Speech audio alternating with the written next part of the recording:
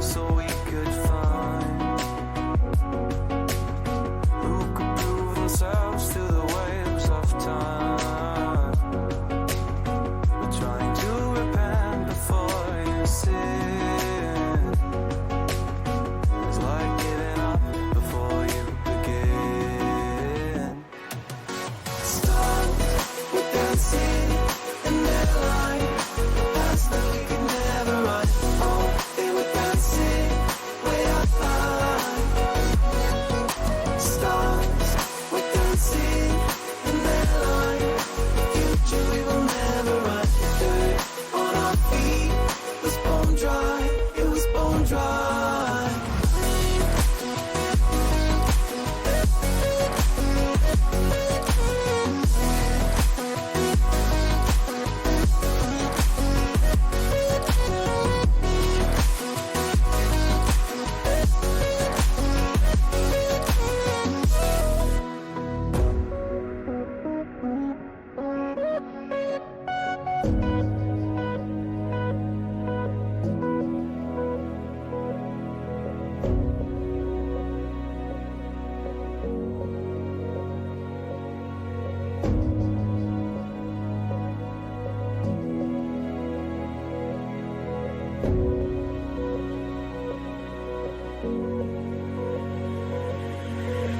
Thought another goal is all we needed.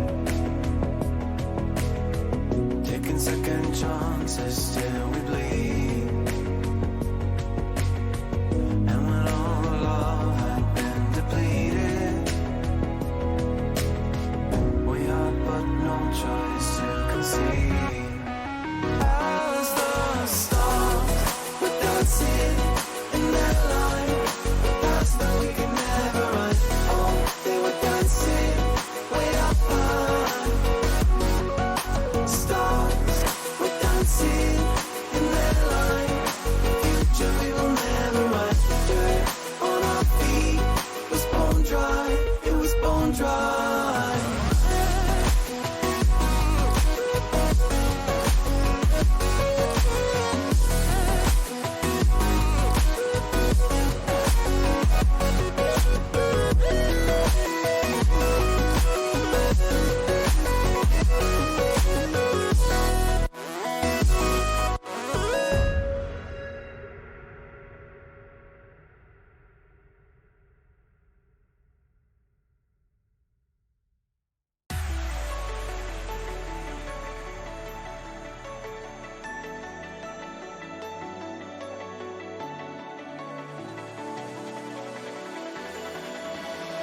Paralyze my heart.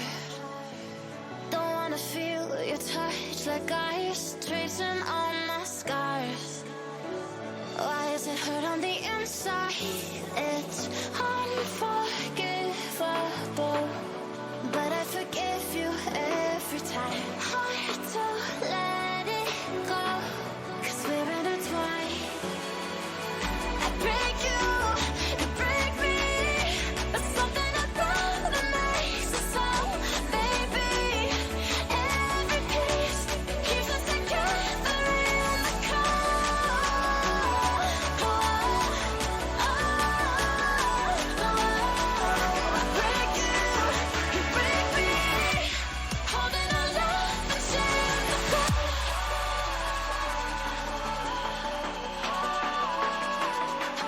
I break you, you break me, holding our love until the fall.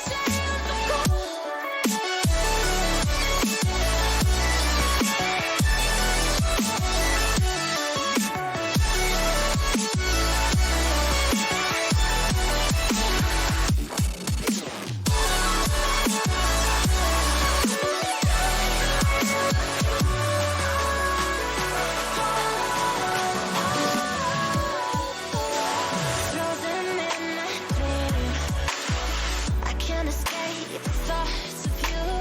If I try to leave, when I'm with you I can't move.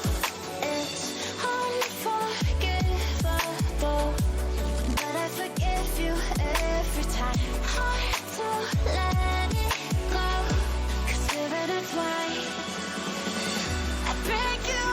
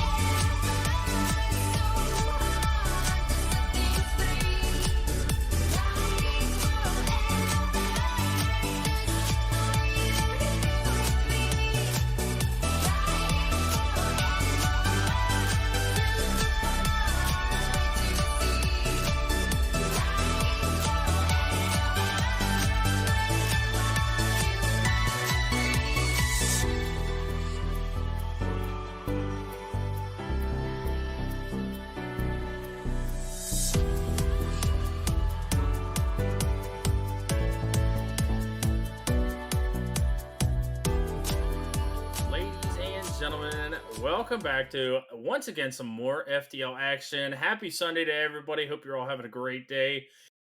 I am KJ, and I am here for some Star League content, but I am also joined by the ever so lovely Rhino Boy. How are you doing today? I've never been introduced as ever so lovely. That's so very kind of you, KJ. It's a pleasure to be on the casting booth with you once again. I cannot wait for this Star League game. I am doing so good. So much so that I'm like dancing in my chair. You might be able to hear like the creak from my chair. It's so good. I can't wait for this, KJ. This is going to be super good. So this is very interesting. So we've got the Griffins taking on the Hydras, right? Both of these teams sitting at 6-3, and we kind of talked before we even got in here fully that if the Hydras win via sweep, Yeah, they need the Dragons to lose for the Hydras to take the number 1 spot. Same for the Griffins. So this has number 1 seed potential to it. And I'll tell you what, this is exciting. I have to say as well, you might be able to correct me on this, but I don't think playoffs is locked for either of these teams either. I think it's only the top 3 from this conference. Again, correct me if I'm wrong. I believe you are correct on that.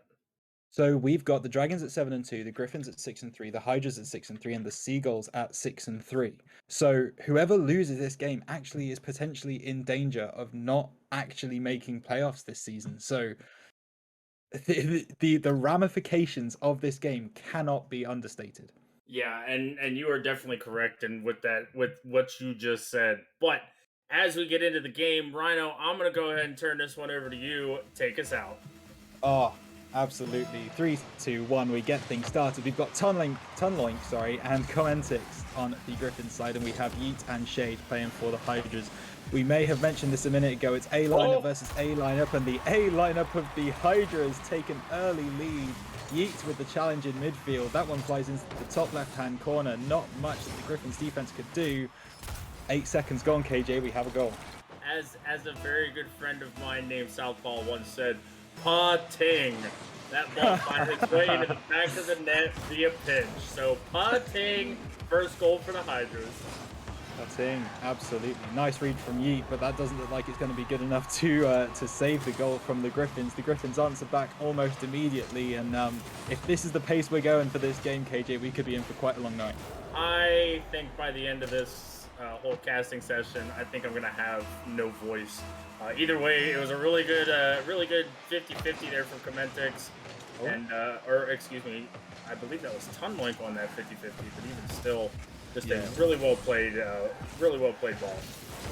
Absolutely, and we have 50s and challenges flying around all over the place, and Shade's going to convert another one. It's 2-1 to the Hydras. We've only played 30 seconds, KJ. What's going on? Yeah, and that's the thing, though, is that we've only played 30 seconds, but you can definitely tell that both of these teams want this win.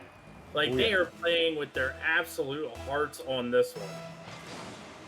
Absolutely. This is top level Rocket League where you know you need to win the game. Both teams are going all out. They want to win every challenge. They really want to go at each other. There's not really a lot of strategy in this particular one.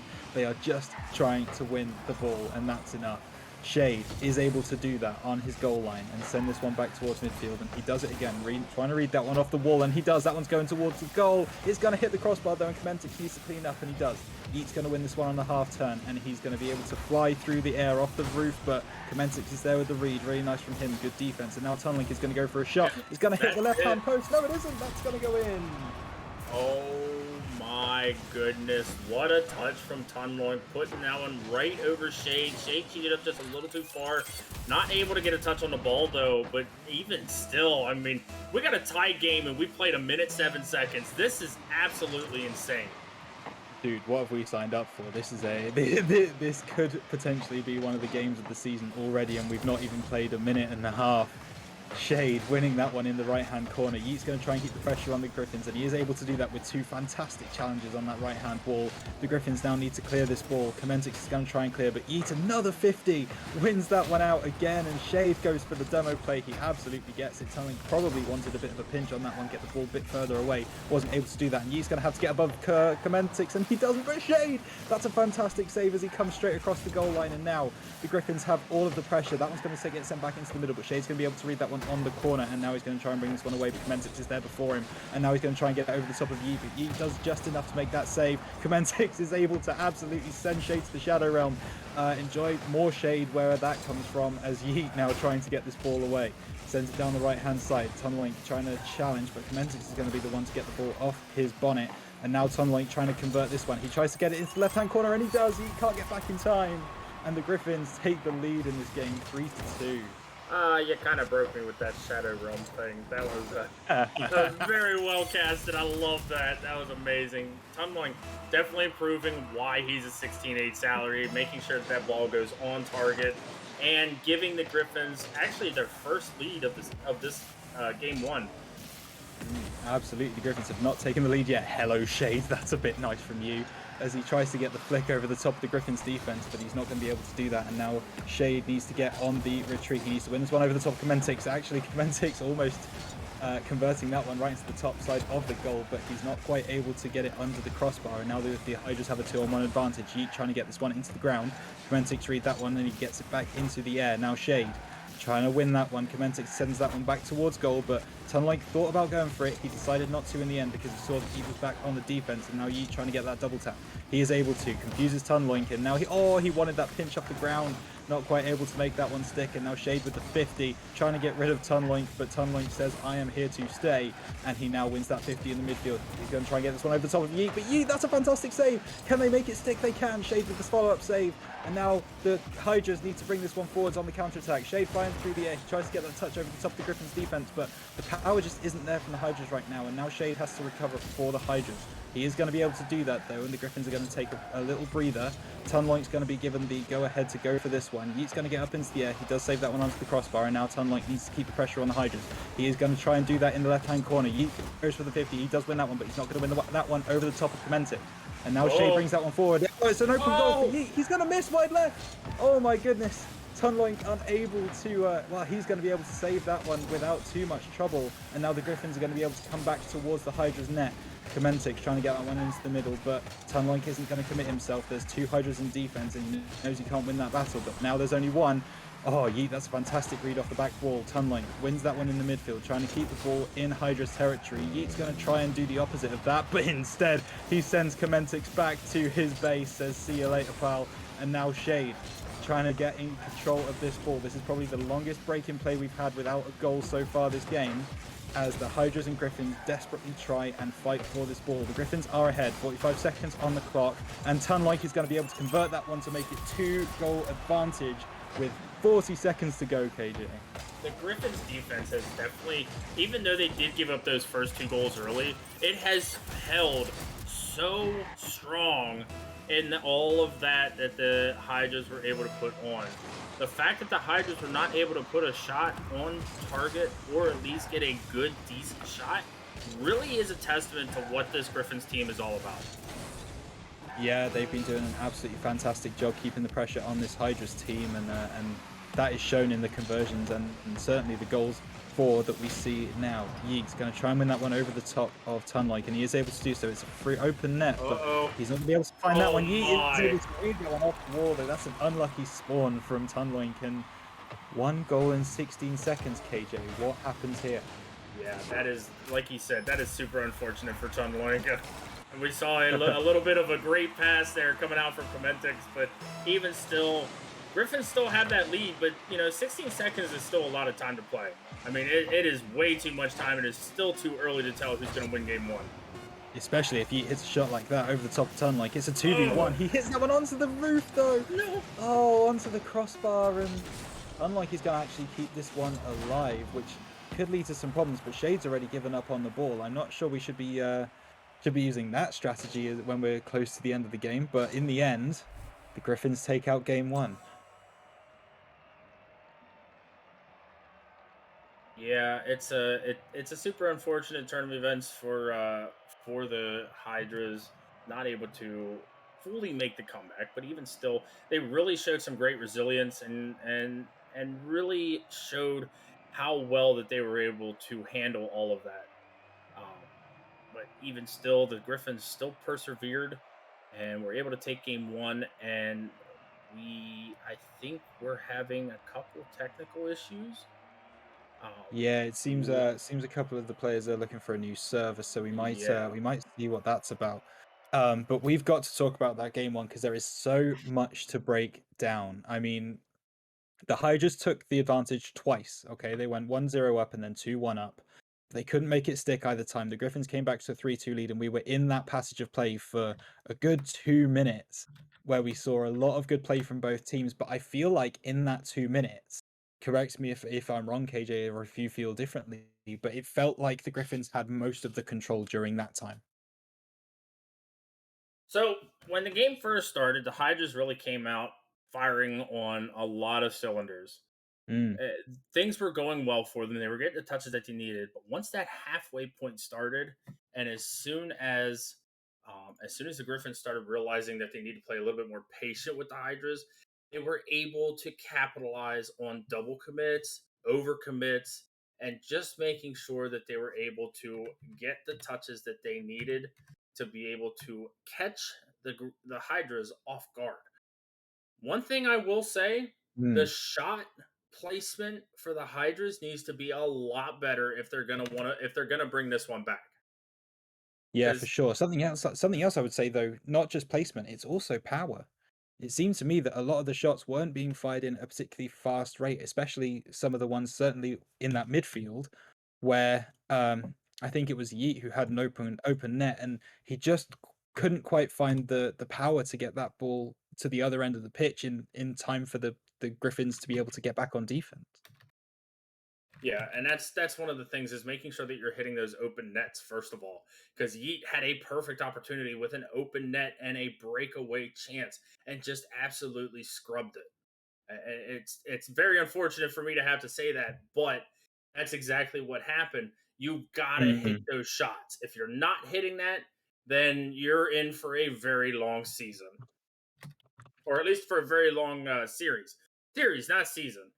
A very, very long series, and a long series is exactly what we are looking for here as we go into game number two. The Griffins are 1-0 up, and we will see if they can convert this now into a 2-0 advantage, or if the Hydras can bring this one back to a 1-all tied up game. Yeet is going to go for the spectacular straight off the bat with 5 seconds on the clock. That's exactly the kind of thing that we expect to see in Star League. And now the Hydras getting each other's way a little bit, but Shay's going to be able to bring this one away. On the right-hand wall, he wants to win that 50 over tunneling. He is able to do that, and now he wants to get it into the box, but unable to do so. Yeet's going to try and do the same. Commentix is there with the save, though, and Shay tries to win that one. Nice read from him. And he goes over to the top of and now Yeet trying to play that one over the top of Commentix, trying to do a little bit of dancing over the top of Commentix, but he's having absolutely none of it and sends that one back towards the Hydra's net. Yeet with a fantastic save though, reading that one up Tonlink, and now the Hydras might want to try and convert this one into a counter-attack, or Commentix might try and put another shot on goal. He does, and it's not saved well enough, and all of a sudden the Griffins are 1-0 up. Commentix put Shade in such an awkward spot. Yeet went a little bit too far onto the other post, not able to recover. And hey, Griffins just need to keep doing that, and they can find themselves in a very good playoff potential. Absolutely. I mean, we talked about it before the game. You know, if the Griffins are able to sweep this and the Dragons lose, I believe, even 1-0, even, sorry, 3-2, I think the Griffins are going to take top spot in this conference. Do not quote me on that. I am looking at the big game and the table as I kind of cast this. But we will stick with this game. That is an incredible shot. Be very, very careful about where you place your car, my friend. But he just about does the job and gets the ball back into midfield. And that's a really lucky escape from the Hydras, isn't it, KJ? That is, the Hydras just got away with murder. Yeah. I'm just gonna put it that way. The bleach was Shade? down. Ooh. The bleach was down on the floor, but yeah, hey, Yeet's gonna be able to finish that one. Great shot from him. Great passing play from the Hydras. I really wanted Shade to hit that. Yeah, I'm no just kidding. gonna put it out there. The tap off the back wall, that would have been beautiful. Really nice passing play. But in the end, Yeet is able to convert, and we're back tied up in this particular game, 1-1. No telling where this game is going to go next. I mean, that save from the Hydras, basically they were able to convert that into a goal, which is exactly what you want to see in such a close series. Both teams really putting their all into every single 50, every single challenge, and Yeet was no exception there as Shade sends this one back towards the Griffins net. Tunloink is going to go for the demo on Yeet, and my goodness, does he get all of that one. Yeet's going to come back with a little bit of boost that he has though, and now it's a 2-on-0 as the Hydras look to attack. Shade gets that one into the middle, Tunloink misses it, but so does Yeet. Oh my goodness, it's a misread from both of them. Maybe Yeet expected Tunloink to hit that one and it just didn't come. But Shade's going to keep the pressure on this Griffin side. Now Yeet's going to go for the shot. That one needs to dip a little bit more and it's not going to do so. It's just going to hit above the crossbar, and that's a really nice fake out from Tunloink actually as he tries to get this ball away, but they just can't do it. The Hydra's pressure is absolutely relentless right now as Yeet continues to go for 50s, continues to put pressure on this Griffin's backline. Shade going to be able to bring this one away, and now the Griffins might be able to get into a better position. Tunloink, Komentik is able to take out Shade, and it's not going to be enough that they can convert, but now all of a sudden that ball looks like it's destined for the goal. It's a misread off the side from Yeet with 2 minutes 12 seconds. The Griffins are back ahead. Oh, Yeet, you gotta put a touch on this right here, man. You just have to. That is so unfortunate, and like you said, Griffins take that 2-1 lead. And I mean, I will say this, even though we're not in between games and we usually talk about this, I need to see more from Shade. He had such a great game or great series last week. I need to see more from him. He just does not seem to be where he should be on the pitch.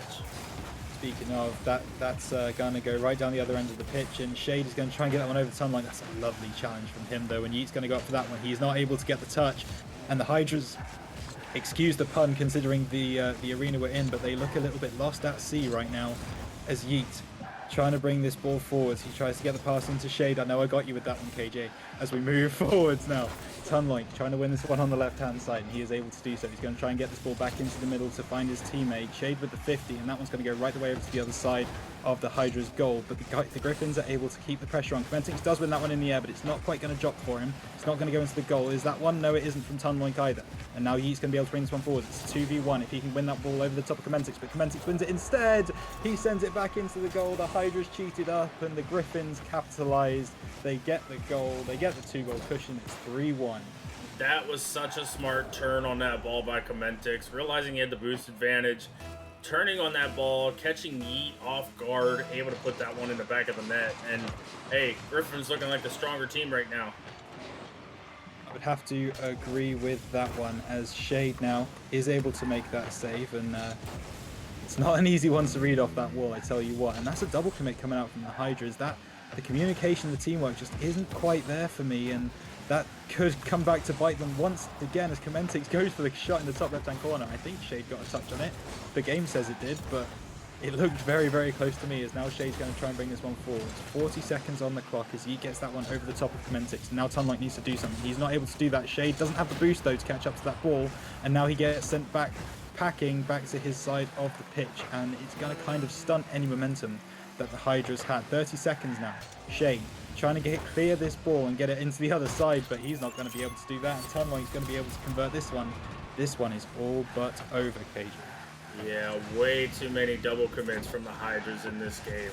They have just been on each other, and I think you hit the nail on the head when you said the communication just doesn't seem to be there for the Hydras this week. It really, really doesn't. They look like they're kind of at odds and ends with each other. Komentik, that's a very naughty little fake out. Puts the Hydras in a really difficult spot, and they're just having fun now. Yeah, and with 17 seconds left, scoring 4 goals in 17 seconds, not impossible, but highly improbable, especially with the way this Griffins defense has been playing.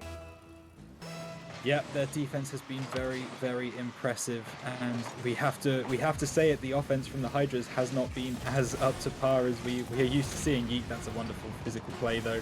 Even better from Komentik. So there's anything you can do, I can do better.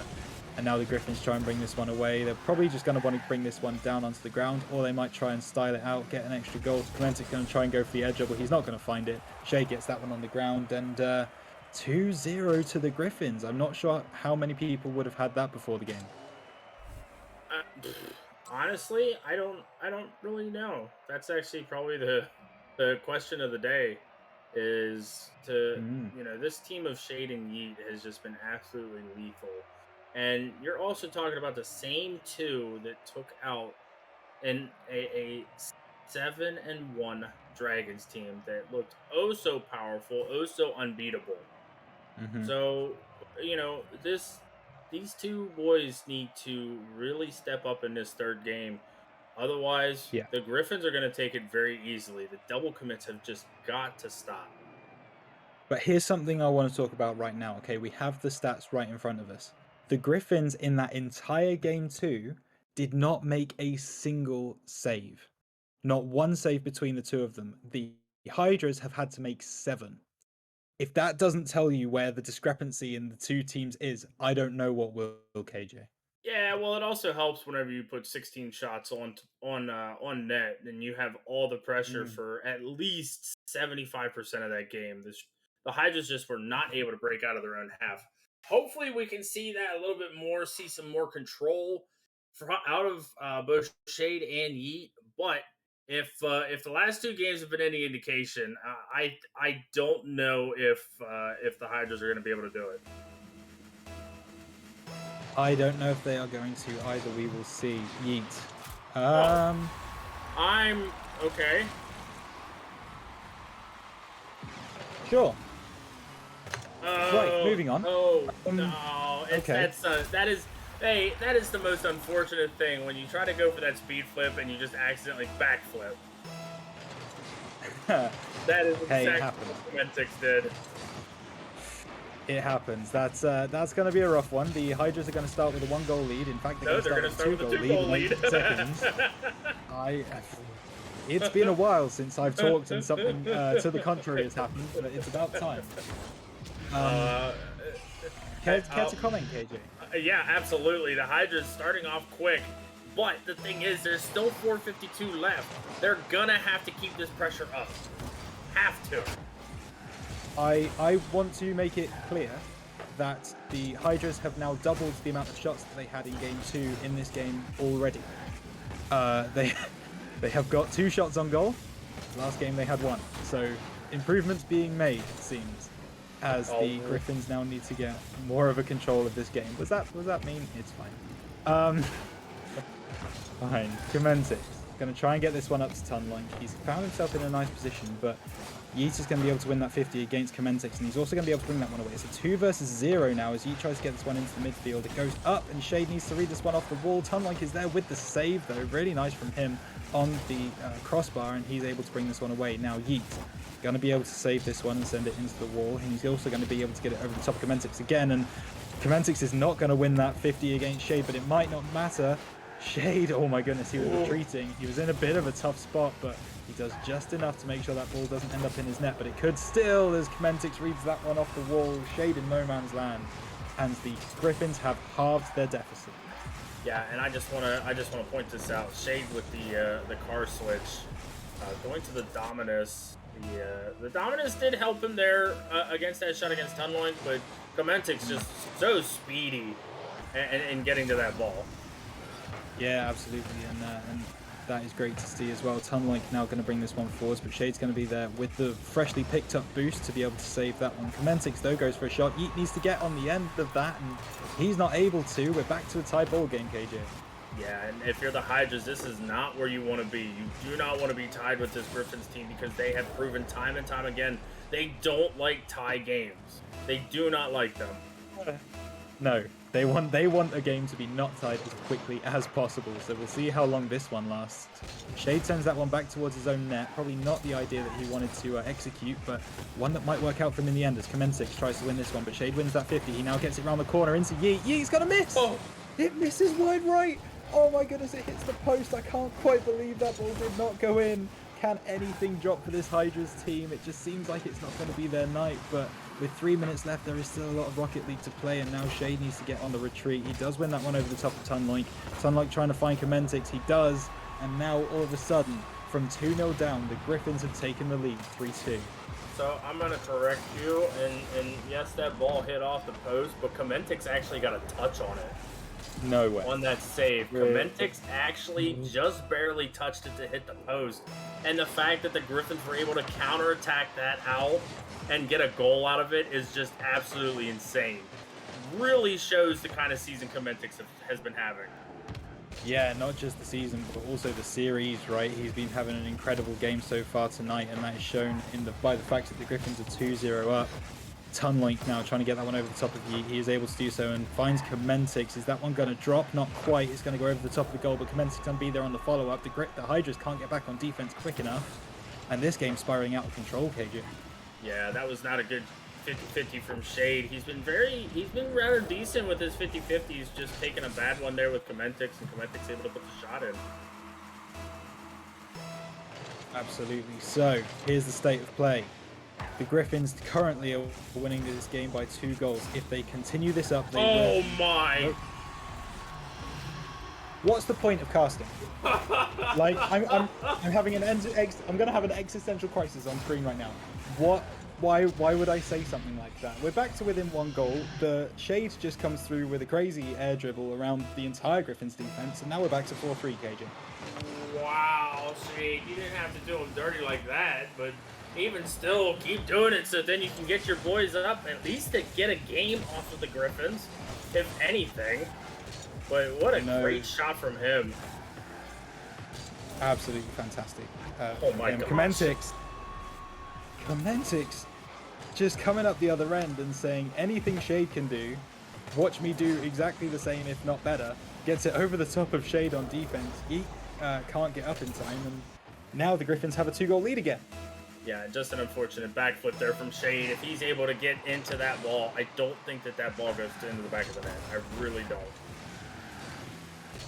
Well, unfortunately for the Hydras, it has, and now they are right up against it again. But with 2 minutes still to play, 2 goals is not a bad deficit to be able to come back from. 3 might be difficult though, as Commentix takes a shot on goal, but the body block is not there from Tunloink, and the Hydras can bring this one away. Yeet going for the flip, trying to get it over the top of Tunloink. He also went for the physical play, and now Shade and Yeet are both stuck in no man's land. They are both on the retreat. Yeet misses the ball, sends that one into the top right-hand corner, and is this game over, KJ? This unfortunate miss from Yeet, but I have to kind of call it out a little bit. Shade going for that corner boost. Not exactly the best sort of rotation, and it really has seemed like the Hydra's rotations have just been off this entire series. It really does, but their shots have almost been on point. Commentix is going to get up to save that one, and Yeet's not going to be able to convert that one into the top corner either. Shade wants to get this one over the top of Tunloink, but Yeet's going to send that one back to midfield, basically. And the Hydras just can't get anything going. Commentix now going to try and air dribble this one into the... Oh, hello. That's a special play from Commentix. Wonderful play off the right-hand wall. Air dribbles through, going for a little bit of boost. Gets it over the top of the defending Shade. Boom. Into the top right-hand corner. 7-3. This is a barn burner for the Griffins. This is just the Griffins showing what they can do. And I think it may also be a notice to a lot of other teams as well. So, this is something I want to bring up, and we can have a bit of discussion about this with the game being relatively out of hand. If you're the Griffins now, you're sweeping a playoff contender in the final week. What kind of mindset does this put you in for playoffs? Like, is there a possibility that they kind of get a little bit too overconfident, or is this exactly what you want going into playoffs? I mean, with a showing like this, it is very easy, and I would not blame them if they were overconfident, because in reality, I mean, you have such a strong team here with Shade and Yeet, and with the way that with the amount of time that they have played together, it is not an easy team to beat. I will say that first and foremost. But is there such a thing as overconfidence whenever it comes to playoff time? Absolutely not. Because just because you are overconfident does not mean everything. And hey, 3 goals in 16 seconds might be a possibility, but I highly, highly, highly doubt it.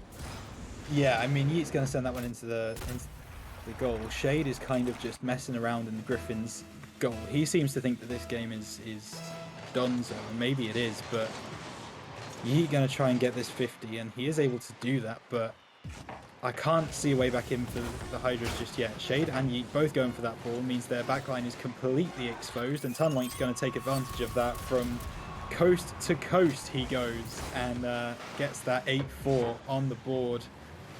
5 seconds to go. KJ, we're talking about a playoffs Griffins here.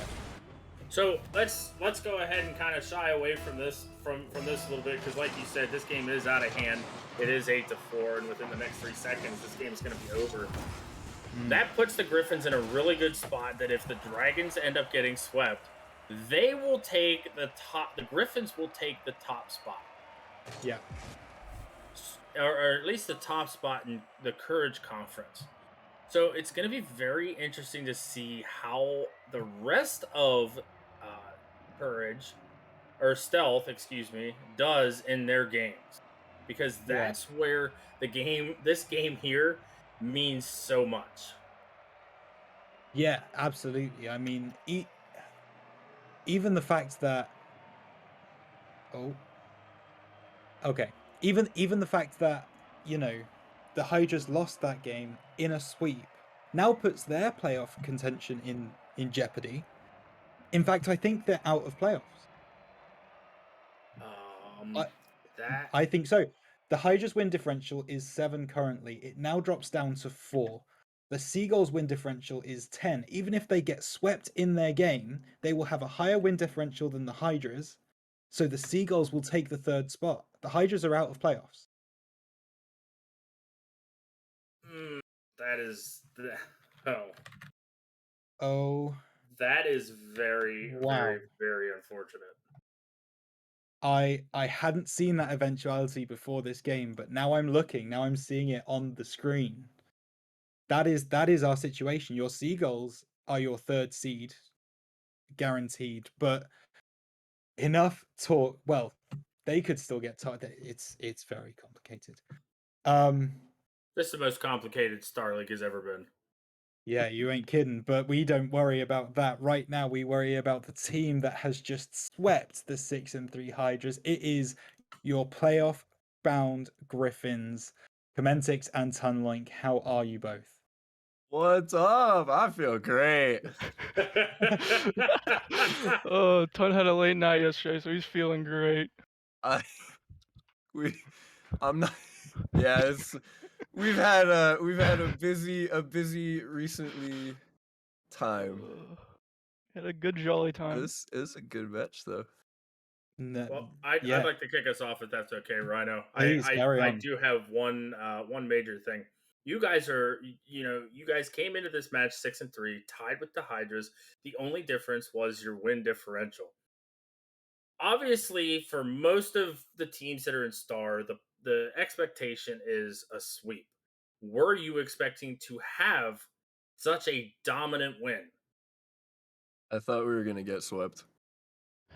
I I'm did not not gonna think it would go lie. this well. We didn't go in expecting to win. I'm completely honest. Well, Wow. hey, honesty is everything, right? It worked out. We played pretty well. We played a lot better than I thought we would. Yeah, man, we just had a good time, you know. The comms were flowing. Well, yeah, it absolutely seems like the comms were flowing. We could tell that from the casting booth for sure. You guys were hitting some absolutely crazy kind of team plays. I want to bring it to that second game real quick, because you guys put all of the pressure on the Hydras for basically the full 5 minutes of the game. Was that your game plan going into this series, or was it just kind of play our game? We'll try and do our best, and we'll see what happens. Or did you have a particular game plan going in here? Yeah. So, I think the game plan for games 1 and 2 was to just kind of monkey and throw all pressure at all times. And then game 3, it kind of changed. So I just need to give Commentix the ball, and he'll do everything else. Well, it's kind of interesting that you say that, because I do want to pull up some factuals. Commentix, you are one of the lower salary players on the Griffins, sitting at a 15-1. But the type of season you've had has been that of literally 16-8. Mhm. What do you have to say? Because you just absolutely just destroyed and dominated in that whole series. I don't know. I took a huge break from Rocket League, so that I don't know if that like helped reset some of my tendencies or something like that. But ever since coming back, it's felt a lot cleaner, you know, a lot nicer. Well, that is incredibly apparent. I mean, you are, I believe, the second highest score per game player on your team. Could be even the first with that performance. It was an absolutely incredible performance. Uh, Ton, just wanna come to you for a minute. As the highest sal on this team, how is it for you going into playoffs now to have such firepower behind you, ready to go into this playoff season?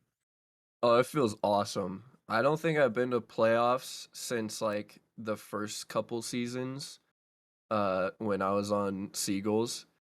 And honestly, we kind of made the team just to like have fun. We're gonna have a good time. We already know each other. There's not gonna be a ton of pressure to like really form chemistry.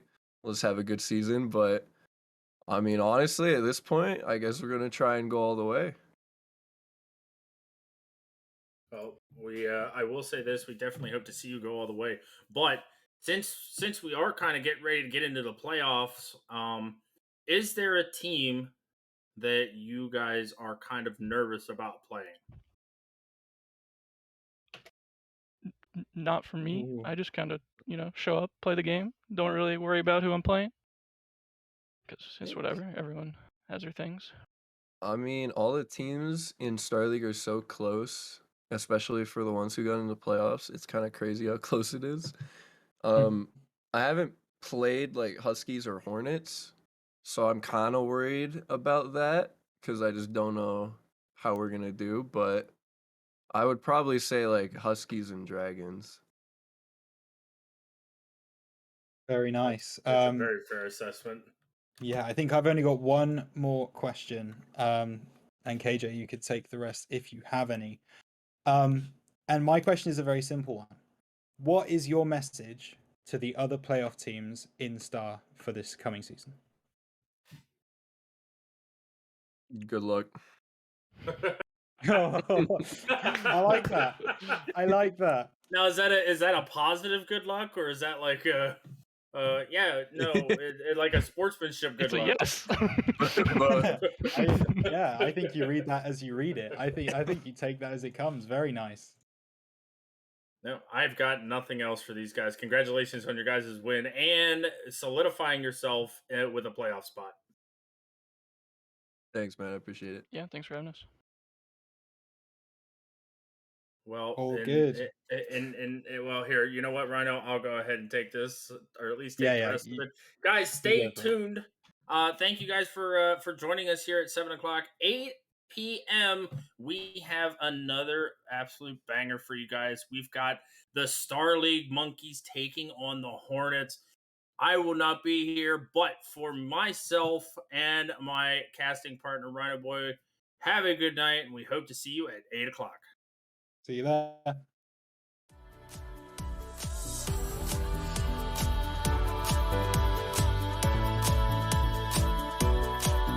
Find someone new to ease this pain, but it's not you, it's not the same. They make me feel so very unknown, but I can't stand to be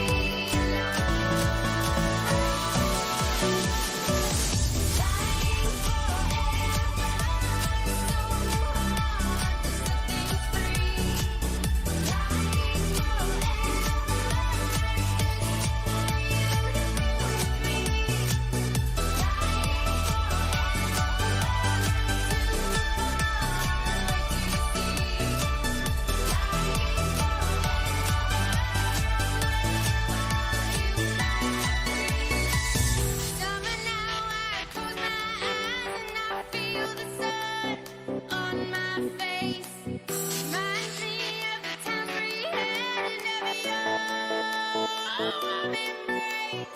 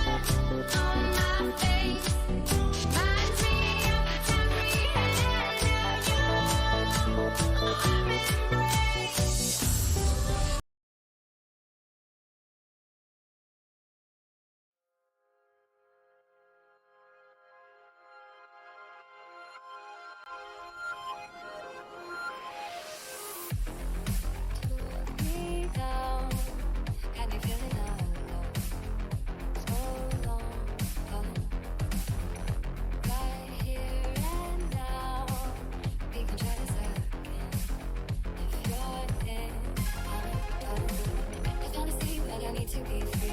Far from my powers, not too bad. I'm holding back, I've made up my mind.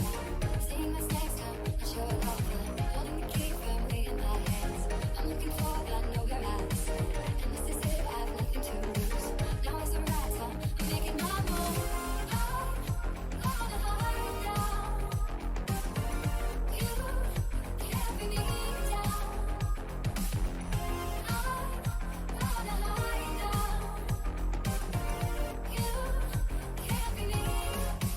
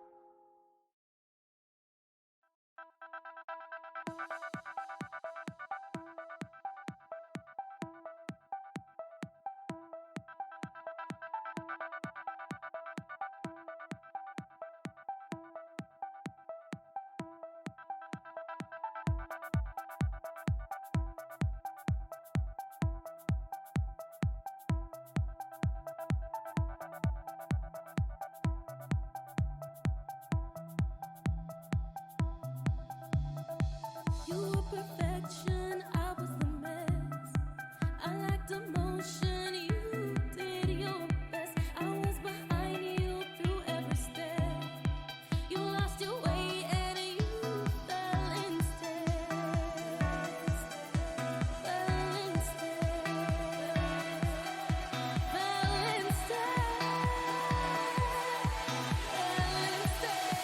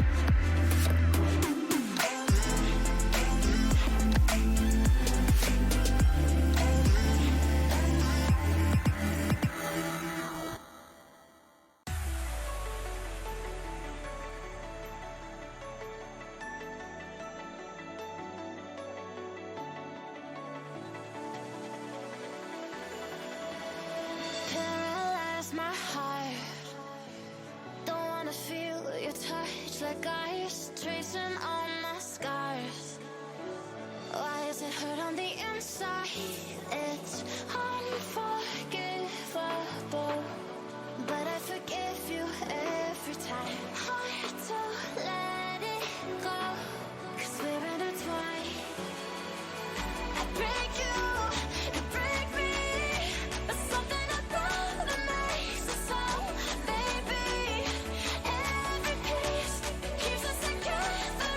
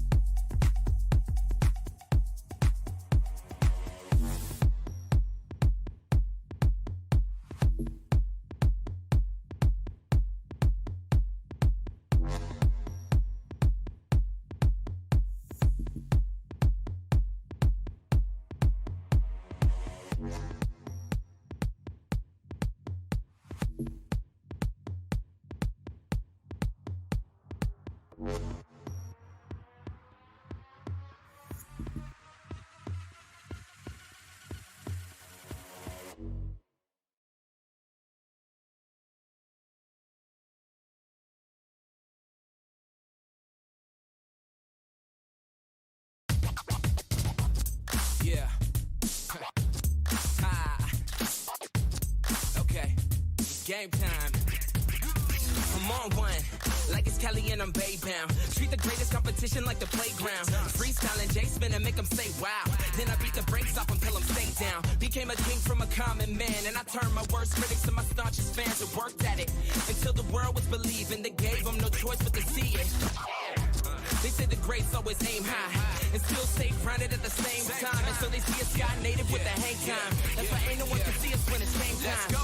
They say the greats always aim high and still stay grounded at the same time. And so they see a sky native with the hang time. That's why ain't no one can see us when it's game time.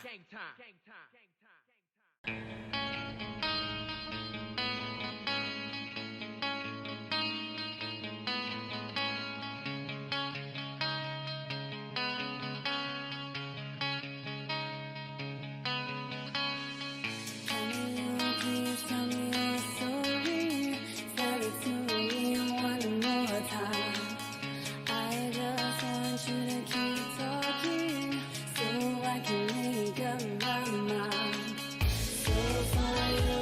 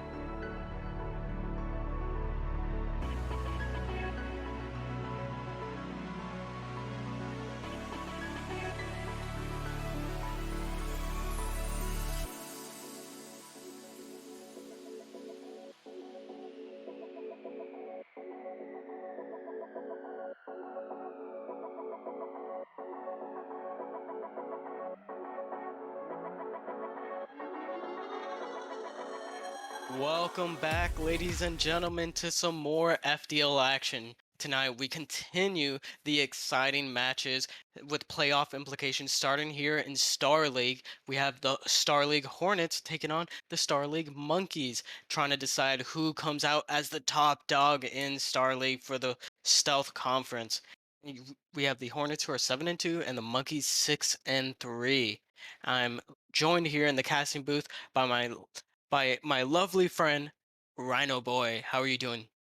You know, that's the second time I've been described as lovely today. Thank you very much for that wonderful introduction, Debbie. It's a pleasure to be with you on the casting booth.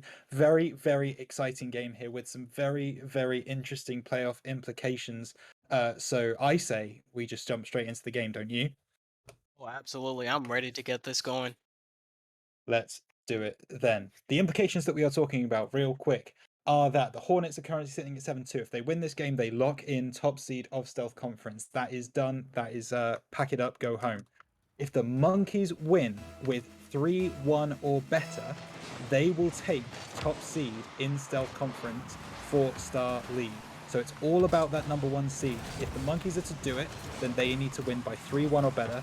If the Hornets win or lose 3-2, they still win this conference. So we'll see how we start. And Zeka there is going to take the first goal of this game. 15 seconds into the game, gets over the top of Dark. Rhythm's nowhere to be found, finds the bottom left-hand corner. Debbie, it's 1-0 already. Yeah, and this is not how you want to start off. If you are the Monkeys, they need to grab a lead and hold on to it for dear life if they want to walk away with this victory here. The Hornets have been nothing to mess around with all season long. Absolutely. One thing that is worth mentioning is obviously we have Dark playing for the Monkeys team, and Dark has kind of been stepping up into Elite League quite a lot this season. He's played the last 2 weeks in Elite League, so it'll be interesting to see how he then joins this start team as Seika once again winning the ball over the top of Dark. Rhythm's going to be able to send this one back towards the Hornets net, and he's going to try and get over the top of L, but not quite able to do so, and now Seika's going to be able to bring it away. Dark's going to be there with the boost though. Rhythm is going to be there to absolutely make sure that the Monkeys get control of it with that demo. Rhythm's going to get up for it, but Dark's going to get there first, over the top, looks for the double tap. He is going to read it, but it's going to miss wide left, and that's the kind of play we've come to expect from this Dark player. Rhythm sending it back in towards the goal, but Seika's going to be able to bring that one away on the left-hand wall. Now flying through the air, trying to find L maybe in the midfield. L's not going to get up for it though, and Seika's going to go for the aerial dribble. Dark can't get in front of the ball, and that is wonderful ball control in the air from Seika. Yeah, what a lovely startup right there. Taking it from his corner. I think that was Rhythm who realized they were a little bit too close. All the pressure falls on Dark, and Dark isn't able to get back in time and cover the entire field, or the entire net that Seika was aiming for. Seika has started this game absolutely hot without a question, as L gets that one over the top of Dark. Flicks it over him. Wonderfully done from him. Can't quite do the same to Rhythm though, and Rhythm makes the saving goal. This 2-goal advantage for the Hornets though is very concerning if you're a Monkeys fan. Dark trying to bring this one away, but L's going to beat him to it. And now L trying to get this one back to Seika, who does get it over the top of Dark, but he gets enough of a touch on it to get it away from the goal. L's going to try and send that one into the top right-hand corner. He's not going to find it, and then Seika follows up. That one's not going to find its way home either. And now Dark's going to be able to bring this one forward, maybe get some pressure for the Monkeys team, as he tries to defend that one, but he realizes that he's not got enough boost, and he's going to try and head back towards goal. That one's going to miss wide, and Dark needs to get up, but he's not going to get there in time. L's going to convert. Rhythm, unfortunately, not quite quick enough to the ball, and it's 3-0 to this Hornets team. Yeah, and I really wish my camera was able to see how L recovered and got back to this ball so fast, beating out both Monkey defenders there and putting this Hornets lead up by 3. Yeah, it's a rough start to this series for the Monkeys, but there's still 2 minutes 50 on the clock, so they can definitely turn it around. Zell trying to get this one into the middle. Dark's going to take control of this one, try and flick it over the top of Seika. He can't do so, but he says, well, I'm going to take you out of the server instead. And Rhythm now coming through with a little bit of an aerial dribble of his own, trying to get it over the top of Seika. Oh my goodness, he almost finds the pass to Dark. So close from the Monkeys. Really good run from Rhythm, but unable to convert at the end of it. And that's the kind of play that we want to see from this Monkeys team. Dark now trying to get that one over the top of L, and doesn't quite, but Rhythm's going to try and find the top right-hand corner. He's not going to be able to do so, and Seika's going to be there on the save to make this now a Hornets ball as L comes forward. trying to get up in the air, but Rhythm's going to be first to it. But Seika's going to beat him in the air with that 50, and now he's going to try and get this one back into the center. But Dark able to see that that one was going to miss wide left, and now Rhythm can bring this ball forward. Seika needs to make this save, and does just about over to the left-hand side of his goal. And now it's back with Hornets on the attack, and Seika takes Dark out of the server once again. The really physical plays coming out from the Hornets team is meaning that any potential pressure that the Monkeys are able to get just gets shut down almost immediately.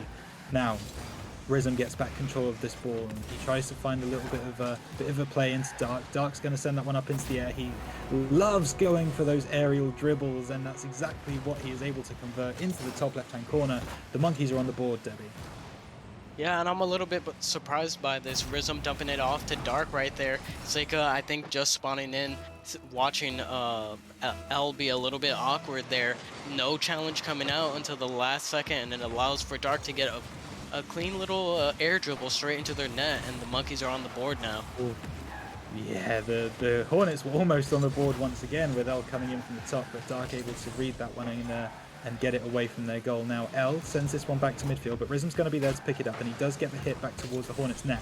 But unfortunately, Seika is going to be there to bring this one away, and now it's a bit of pressure for the Hornets, but Dark is able to read that one. Nice challenge from him, and now he tries to read it off the top of the tank, and he is able to do so. That ball drops straight onto his bonnet, wonderfully placed into the bottom left-hand corner. Nothing L could do, and that's 3-2. The Monkeys have a life in this game. Yeah, great challenge coming out from Dark right there, and with L being a little bit unexpected of that challenge right there, with a little bit of boost, wasn't able to get up and clear that ball away, and Dark was able to take full advantage of that, getting that second little touch and goal, and now we have a 1-goal game here with about 50 seconds left. Absolutely, and Dark is not a player you particularly want to give any momentum to, because he will ride that for all it is worth, and he is winning every challenge, every 50, and he almost wanted that dunk but not quite able to convert. Rhythm in a little bit of a tough spot in midfield, but he is going to be able to put that ball back in Hornets territory that they can't counter-attack. Really nice from him. Good delay for the Monkeys team. 30 seconds left as Dark tries to bring this one forward. L's going to play it over him, but Rhythm's going to be there. That one's flying into the top left-hand corner, but Seika's going to be there on the save.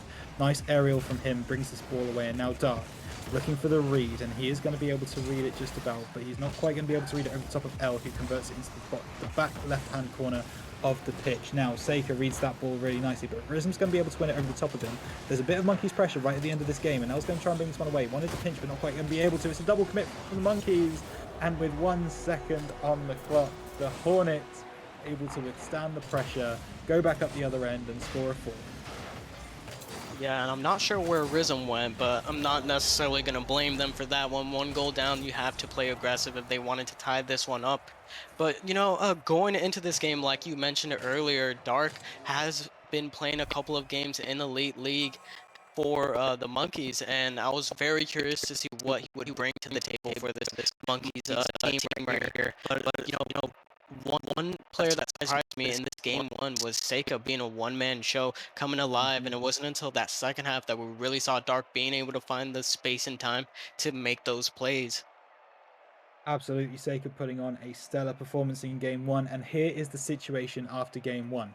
The Monkeys now have to go 3 games, 0 losses in this series if they are to get top seed in Star League. It is possible. They've shown really good promise in that first game, but they have to do it flawlessly now, Debbie. Can they? That's going to be a tall order. But this is the Hornets B lineup, so it's not their strongest lineup, while this is also the Monkeys B lineup. So it's a little bit of even footing here, and I definitely think that it could be possible for the Monkeys. They're just going to have to play extremely resilient, extremely smart, and clean Rocket League against this team. Absolutely, and sometimes it's just the situation. You need a warm-up game. You need to get into the game yourself in order to start playing. So we'll see if the Monkeys are able to do that and get those comms a little bit tighter as we kick off with this game number 2. So Rhythm kind of wins that one for Dark, and now Dark's gonna be able to do the thing that he loves most and get up into the air. He tries to play it over the top of both of the Hornets defenders, almost does it. My goodness, great save from Seika though, and L's going to be able to bring this one forward. Rhythm's going to challenge that one in the midfield. No, he isn't. He's going to leave that one to Dark, but that little bit of hesitation means that the Hornets are able to get this ball under control and start giving some pressure onto the Bunkies defense. Now, Seika up for that one, looking for the dunk. Oh my goodness, that's a wonderful hit off the side of the wall from Seika, and he converts for the Hornets' first goal of this game. Yeah, and I'm very curious about Dark's positioning here, following up right behind Rizm, maybe looking for a follow-up touch in case Rizm lost the 50, but maybe the 50 didn't go the way that he expected it, and Seika had a free net to shoot at with all that space provided. Rizm's up, hello, he's looking for the goal here, but L's going to be able to save that one. Really nice read from him. And now Dark needs to be able to make a save here. He can't quite get the ball under his control. Rizm's been sent back to spawn. We have 2 goals in the first 40 seconds, Debbie. Yeah, and this is not the start that the Monkeys wanted. Looked like Dark was looking for a demo to try to clear that offensive threat from L, but L was able to avoid it and get the free shot off on the Monkeys net. So it's another game with a slow start from the Monkeys. They need to be able to kind of bring this one back as Rizm goes for that challenge, but it's a little bit wild and he's not able to do anything there. Rizm now goes back up for that ball in the midfield, and he is able to hit that one. Dark wants to get this one into the midfield. L kind of a little bit of a fake to try and get the Monkeys to back off, and that is exactly what's happened, but the 50 coming in from Seika means that the ball is still in the Hornets' control. Now Rizm tries to get this one up, looking for a little bit of a play from Dark, but he doesn't quite like the look of the angle of that ball, so he falls back, and now it's all onto the Hornets for the pressure. L, that one might just about drop in, but Rizm's going to be there with the save, and now he's going to take this ball forwards, trying to get it over the top of Seika, unable to do so, but Dark has a free shot. That one's actually going to go backwards, not quite the purchase on the ball that he would have wanted, and now in the back corner, he needs to make something happen, and he is going to be able to do exactly that. And he says, hey, if you're going to block my ball, I'm going to send you straight back to spawn. A little bit of a fake coming in there from Rizm, thinking Dark might have been behind him, but not going to be there. And L, that's a fantastic save coming in off the side. Rizm needs to do some defensive work here to prevent the Hornets from converting that counter-attack, and he does just that. Seika wins that over the top of both of the Monkeys, but Dark's going to try and get this game on his back now as he brings this ball forwards. Dark takes another player out of the server, this time it's Seika.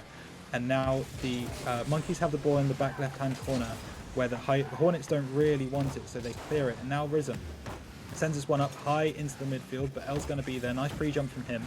And now Dark's going to try and bring this one away. He gets it up. It's not quite as far away as he might have liked.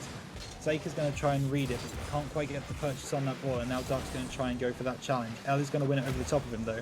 Rizm a bit concerned. It might have dropped in. It probably was going to hit the crossbar, but better safe than sorry from Rizm. There's now Dark.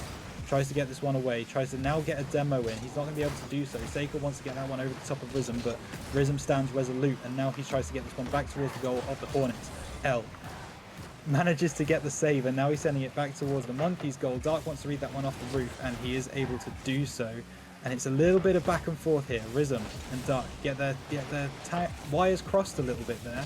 But Dark's able to bring this one away. Seika tries to send that one back into the midfield, but it's not quite got the hit on the corner that he would have wanted. And Dark's going to be able to... Oh, that's a wonderful touch from Dark on the wall to divert the ball in towards the goal. 2 minutes on the clock, Debbie. It's only 2-1. Can the Monkeys win this game? Yeah, I think they can. It was about a matter of time. You know, the Monkeys with this aggressive positioning, specifically Dark, trying to play this aggressive first man role, and so far it was leading to lots of windows of time and space for the Hornets, but the Monkeys finally caught them slipping and were able to secure a goal off of it. Yeah, and I think that's been the story of... Nope, don't talk, Brian, because that might be it. Okay, we'll talk now. So, it's been kind of the story of... No. How is it every time I go to say something positive about the Hornets defense, they look a little bit shaky? Anyway, it's been the story of this game where the Hornets kind of look like they're in a really, really nice defensive formation, right? Their rotations are pretty much on point. That communication is pretty much spot on. And L has an open net here that he's going to be able to convert in. Dark missed the aerial in the midfield, and they're in exactly the position where they want to be as far as the Hornets go. So 3-1 up now in this particular game. They could be taking a 2-game lead here, Debbie. Yeah, and you know, the monkeys grabbing my mid-game prediction and just throwing it in the trash, saying we are not losing this game too, and we're not losing that #1 seed right here, right now.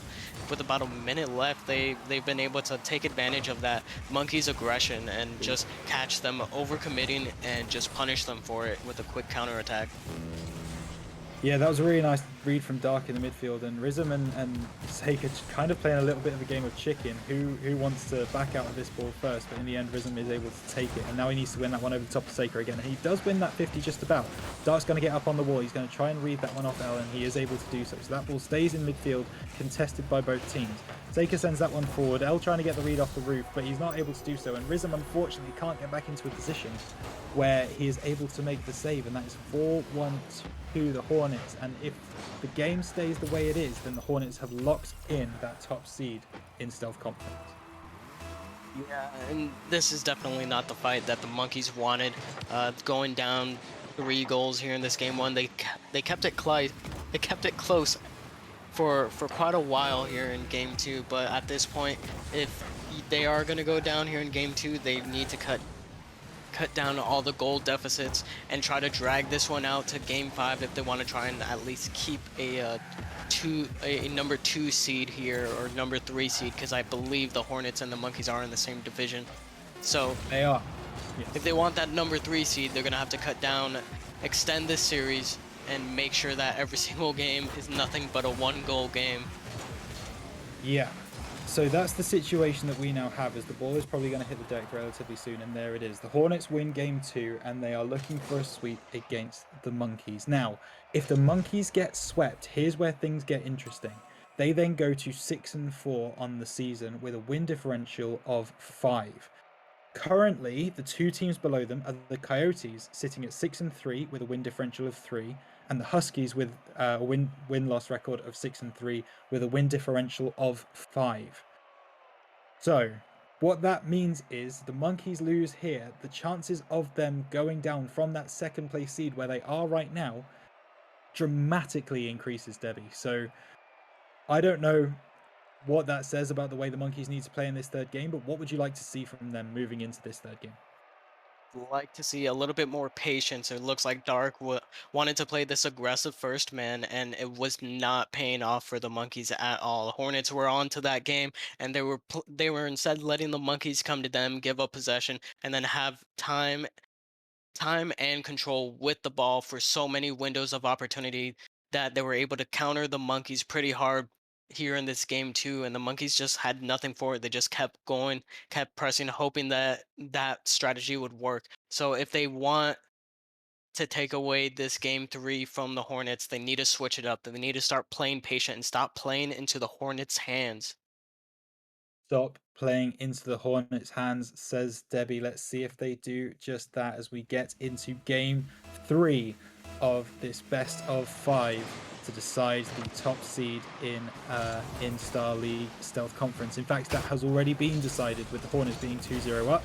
They will take the top seed in the conference. It's just a matter of whether it will be based on a win in this game, or whether it will be based on a loss by only 1 game. It will be very interesting to see how both teams respond to the results so far, and that's a very interesting response coming out from Rizm as he takes L out of the server and now tries to get it over the top of him, but L is well positioned with some boost, so he's able to bring this one back for the Hornets, and they are able to keep their pressure on, as the Hornets now trying to play around the Monkeys goal. Seika really trying to make sure that this ball ends up towards the Monkeys goal, and L is going to be able to do that, but the Monkeys are there with the save, and they're going to be able to bring this one away. Rizm now trying to play it between the lines, get past this Hydra's defense, and Dark has pushed up once again. He's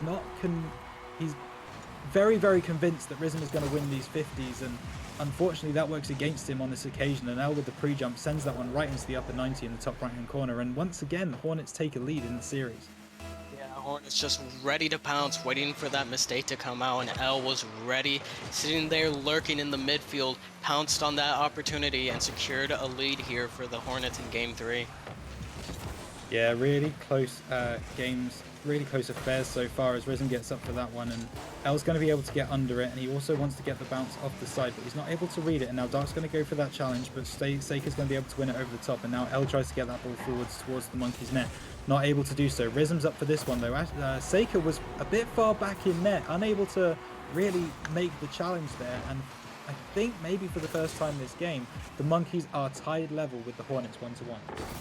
And it looks like Seika was gonna go for the squishy save, but then decided against it, and that cost him greatly. That cancel in momentum just really killed him, and didn't allow him to like get back in time into position and make that save.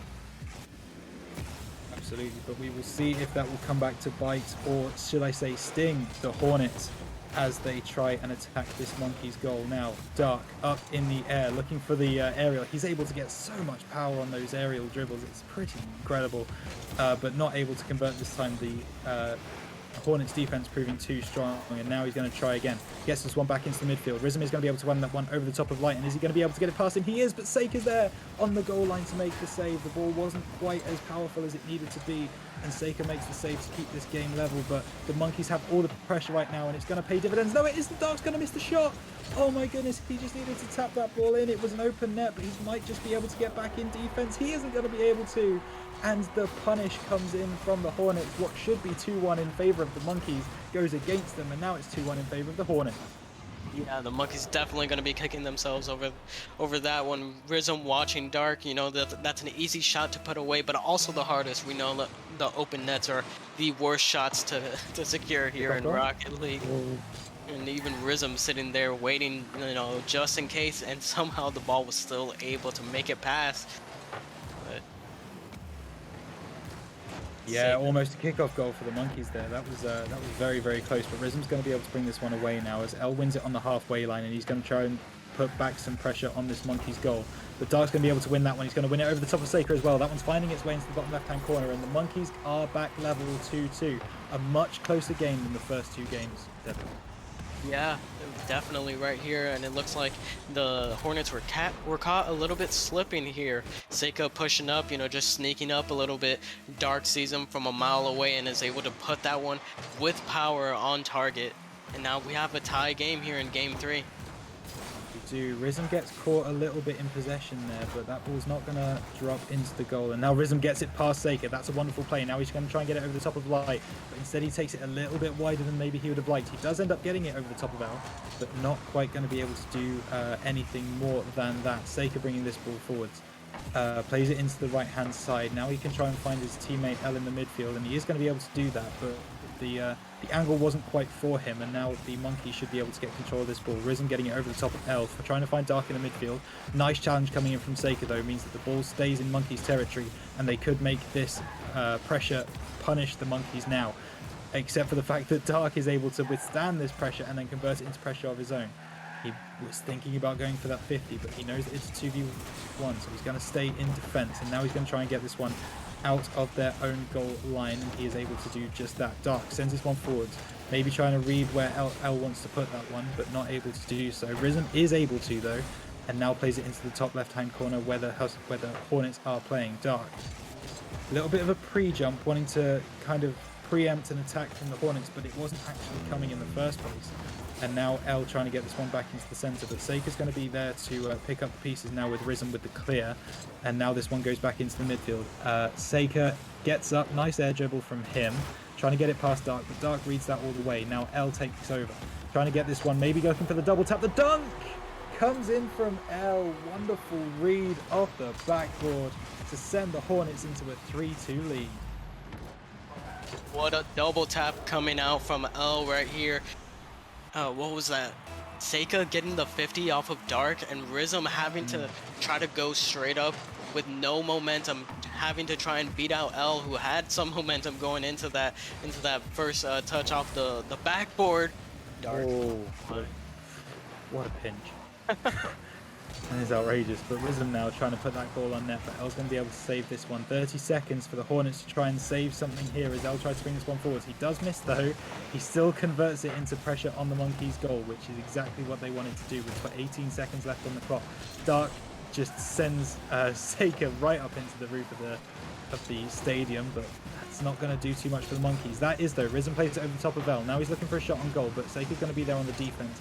Dark not really in a position to receive that ball, and now with 1 second on the clock, it looks like this is going to be a done deal, and it is 4-2 on the game for the Hornets. They sweep a very game, it has to be said, Monkeys 3-0, and that means the Hornets take the number 1 seed with authority, Debbie.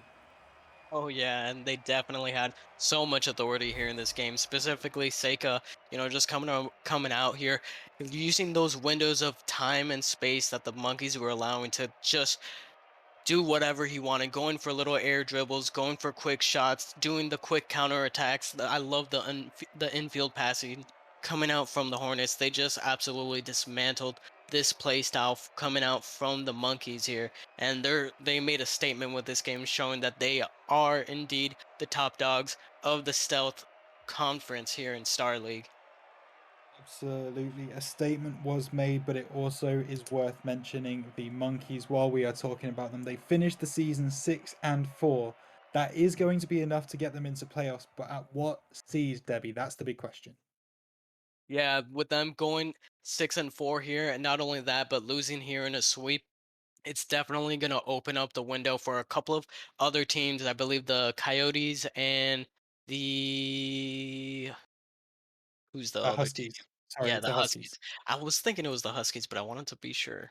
But Yeah, yeah, it's the the Huskies. Coyotes and Huskies can possibly slip into a number 2 or a number 2 or 3 seed spot and force the Monkeys down to a 4th seed spot where they'll have to take on the number 1 seed from the opposing conference, which is not where you want to be. So here is actually the situation. The Monkeys have locked in 3rd seed at least in this conference, and here's why. Because the Coyotes and the Huskies are actually playing each other in the last game of the season. So what that means is one of those two teams is going to finish 6-4, the other is going to finish 7-3. So whoever wins out of the Coyotes and Huskies, they bank themselves now 2nd seed in this particular conference, and whoever loses is guaranteed 4th seed. So that game, whenever it is happening, is going to be very, very interesting one to watch as well. Oh yeah. Oh yeah, man. I love Star League and Adept League this season. They have been so competitive, and as well as even Origin League, taking things down to the wire, down to this final week to decide which teams are going to playoffs.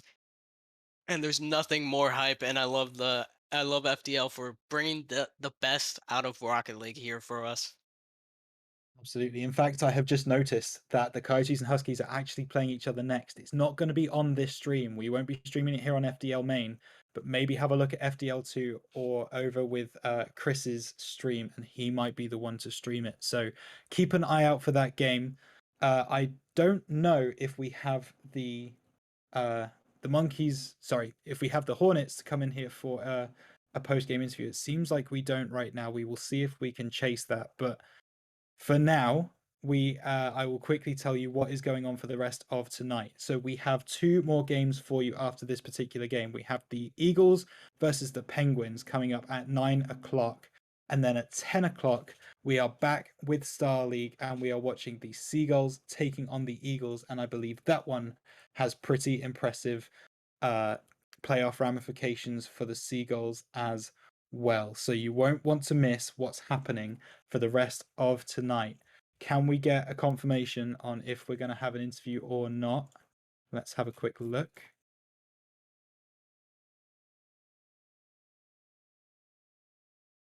It seems not at the moment. Debbie, do you want to have a brief moment to speak about that particular game we just witnessed? I mean, we spoke about the fact that the Hornets looked pretty dominant. But what kind of mindset does that give them now moving into playoffs, right? They're gonna take the number 1 seed. Do they feel invincible? Do they feel like it's at the point where they're gonna go all the way? Oh, you definitely have to have at least the confidence that you're going to go all the way.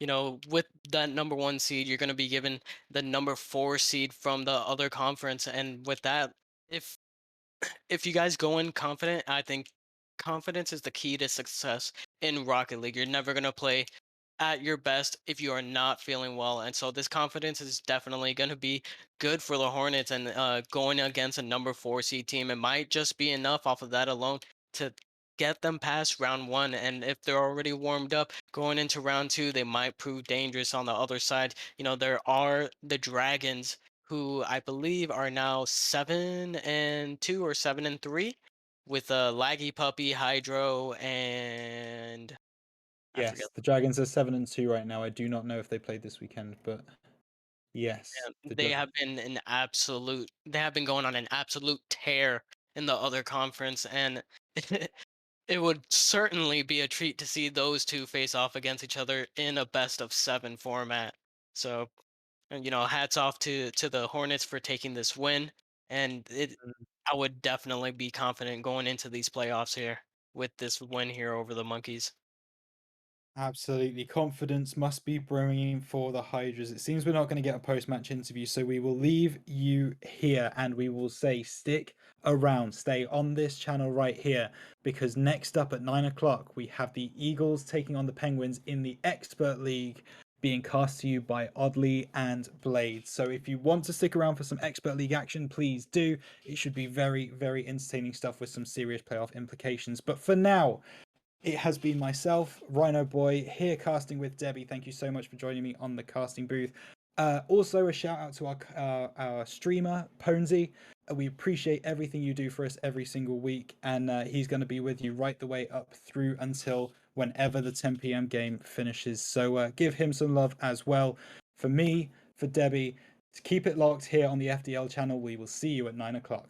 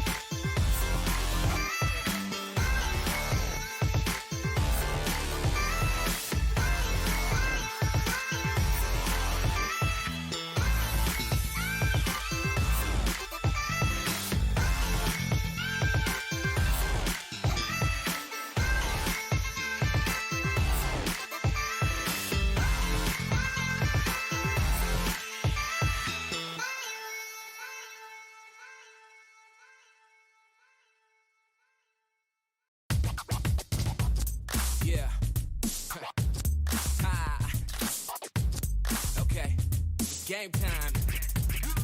I'm on one, like it's Kelly and I'm Bay bound. Treat the greatest competition like the playground. Freestyling J Spin and make them say wow. Then I beat the brakes off until I'm stay down. Became a king from a common man, and I turned my worst critics to my staunchest fans and worked at it until the world was believing. They gave them no choice but to see it. They say the greats always aim high and still stay grounded at the same time. And so they see a sky native with the hang time. That's why ain't no one can see us when it's game time. Let's go. They say the greats always aim high and still stay grounded at the same time. And so they see a sky native with the hang time. That's why ain't no one can see us when it's game time.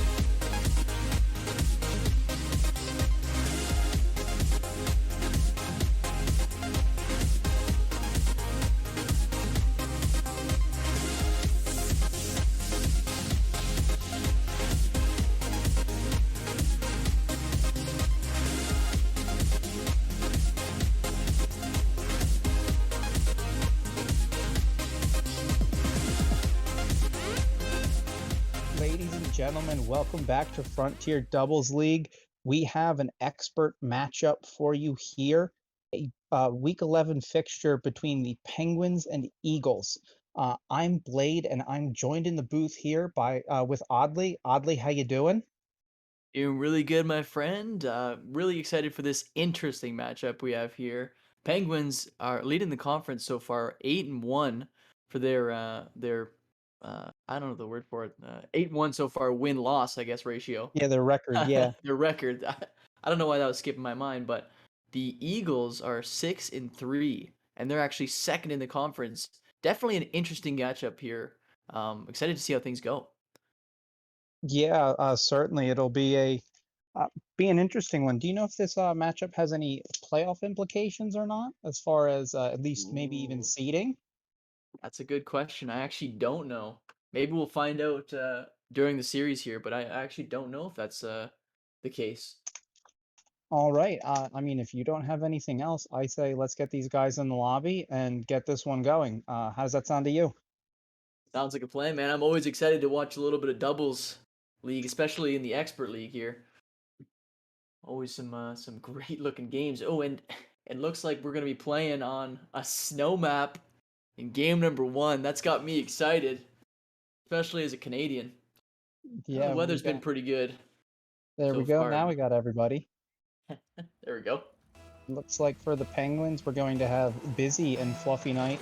And on the side of the Eagles, we're going to have Tyler Batted RL. I will be saying that name in full multiple times during this broadcast. And Octopi420. I guess we'll go with that. I don't necessarily know how to say that, but ball in the Yeah, corner here. Fluffy I'll Knight. probably be just saying AKP 420 probably. That's I think I like that a little bit better. I'll probably be doing that as Fluffy Uh, Knight cuts that one top. Yeah, top puts that one top right. Yeah, I mean, like, look, it's just good pressure. It's only been 20 seconds. Fluffy Knight definitely put his car in reverse there. He said, "Put it in reverse, there," and put that top left, or I should say top right. But yeah, first goal so far, first game, 20 seconds. Yeah, as this one's going to come down, Busy just going to throw that one down the pitch as Tyler Batted RL puts that one into the corner, follows it up off of the wall here, trying to center it for AKP. Can't find it. Everybody missing on that one. Tyler trying to get it back in the corner, cut off by Fluffy, who brings that up in the air towards center, puts it down towards goal, cut off at the bottom right there by AKP. Going to bring this up towards the middle, sends a pass across, too quick, no one can get to that. Tyler Batted RL is trying to make a play there and can't. Fluffy Knight with it out in the middle. As it gets a little dribble over the top, Busy throwing it, gets it over the top of AKP, giving the Penguins a 2-0 lead. Honestly, just a great little play off the back wall from Fluffy, and he's able to catch it. I don't know if he's specifically looking for that touch, but, you know, just basically leaving the ball for Busy, as he's kind of sniffing Fluffy Knight's boost. This is the one time that being that close to your teammate works. And they're up by 2. Yeah, certainly. It was definitely a good play. Had to be some communication going on there as AKP trying to corral that in the corner. Sets it out front. Tyler Batted RL able to get a solid clear there. As Fluffy going to slow this down. Pops it up there, but it's cleared off into the corner. Trying to get something there, but Busy's going to come in, cut it off, and put that one in the back of the net. Extending that lead even further. And that's exactly what I like to see from Fluffy Knight. Even with no boost, he's just looking to make the plays and just like essentially clearing both teammates. He got a huge bump with 0 boost. Able to let Busy just hit another nice shot on net, and we have 3 goals here for the Penguins so far. Yeah, it's been a very quick start here from the Penguins as Fluffy finding a clear here. The Eagles almost developing an offensive scoring opportunity there, not able to really make as much out of that as they probably wanted. Fluffy cuts it off at the midfield here, but Tyler slows it down, flicks it past one. AKP with the touch there, back to Tyler, trying to get it around Fluffy, standing strong, can't do it. AKP with another shot, tucks it under the crossbar. Excellent pass over the AKP, and Tyler just looks for a good flick, and he's just lucky enough to not get demoed. So he had a nice shot over there, and you know what? I'm looking at the chat here, and they say AKP is Patty or Ash. Okay. We can do that. That's no problem. Works for me. Either way works for me. Yeah, as we have Fluffy with that, knocking it down in the midfield. He's been very strong on defense so far. Busy is able to get there and find a 50, but Tyler Batted RL is demoed in midfield, trying to make a play onto that one. But he's back there to get that and is not able to get enough on that, as Fluffy is going to be scoring on that one. Yeah, see, I think the thing I like about how the Penguins are playing right now is they're keeping the ball a lot closer, you know, allowing for that actual shot on net, right? So you saw that touch Fluffy made, definitely was able to follow up nice and quick with a good recovery, and there we are for 4 goals. Fluffy's looking for a flip reset. Ooh. Almost gets it. Yeah, very dangerous coming off of the wall there, as Tyler Batted RL puts that into the middle. Fluffy Knight knocking it down just absolutely everywhere on defense, not letting these Eagles get much of anything, as Tyler trying to start some offense here, and it's knocked down. Busy trying to get it into the middle and can't. Fluffy's back, catching it, taking it up the wall, waits for a second and slow plays this down and gets into a dribble, finds a demo there, and there's a... Oh no. Fluffy Knight just has his backflips under control, man. Oh my goodness. He's just been a menace on the field, just keeping the ball nice and close to his car, especially with a dribble, and just sending the Eagles player flying, and just backflips into the net. Yeah, he's definitely had the Eagles number so far here in game 1, as Tyler putting that into the Penguins half. Fluffy Knight having been deleted there, I feel like that's going to be one of the only ways to stop him, is to just actually not let him play the game. Tyler able to chip that over the net, as Busy corrals it, throws it into the corner here, going to try to make a centering pass, sends it down there, but cut off as Fluffy recovers it back in the midfield, just waiting patiently, shadowing the ball, gets a solid 50 there. It's bouncing, lets his teammate take it. It's popped up, almost gets it underneath, but Tyler with a high 50 that ended up working out on a low ball. The Eagles have this in the corner here. It's being brought around, trying to wrap it in the corner. Not able to do anything, a little back pass. A 50 by Busy in the middle there, and Fluffy with another 50. It's been a real struggle for this Eagles team to just try to generate any offense. Yeah, I think it's like I said, Fluffy's just been a menace on the field. He missed the bump there on AKP, I believe, but that's just it, right? The key here is just being more aware as the Eagles get scored on again. Yeah, this is a definitely one to forget. Just great positioning, good use of that flip to get the front of the car to generate that power and throw that in there. And it's adding insult to injury at this point, but there's no harm in padding your stats if you can do it. As looks like that's a little miscommunication there from the Eagles, and Fluffy with a little air dribble trying to get underneath, gets it around one but not around the other, and Tyler getting the demo on Busy to relieve some of this pressure, but Fluffy will take it in the midfield, starting an air dribble there. Goes underneath, and there is a miss, but Fluffy did lose control on that one, and come down to the last 20 seconds here and see if the Eagles can at least get one back, try to maybe get another one for the road. Yeah, I think you know, looking back at this game so far, I think the key for the Eagles, you know, if we were tracking the stats here, especially the time spent, you know, average speed, I feel like the Eagles have been playing this game very slow. And, you know, it's understandable. You obviously want to get a feel for the other team you're going to be playing, but especially when you're playing this Penguins team, who's #1 in the conference, know exactly how they play their game. You know, they've kind of showed their cards so far, and the Eagles do have you know, something to look forward to in the next game. Definitely a few things to fix as the Penguins take game #1 dominantly. Yeah, I would really have to say so, and I think the bit you said there about you know, possession and speed, I you know, I don't have the ball chasing numbers to look at right this second, but that game really felt like the Penguins just absolutely dominated, and I would have to agree that the Eagles looked a lot slower, because it feels like all of their boost was just being used to clear the ball to Fluffy Knight in the midfield, and it almost never got further than that. right? And you know, especially in twos, the big thing is making sure that you know you're controlling the ball, right? You do not want to be playing boomer ball, and you want to make sure that you know are playing as fast as the other team is as well, if not faster. And you know, it's controlled chaos, right? Especially in twos. You know, it's making sure that you're able to beat the other team, and you make sure you're aware of where your teammate is on the field. You know, that's across all games in Rocket League, but especially in twos, it's going to be control. And to be honest, the Eagles didn't really have a lot of it. They didn't even get any offense.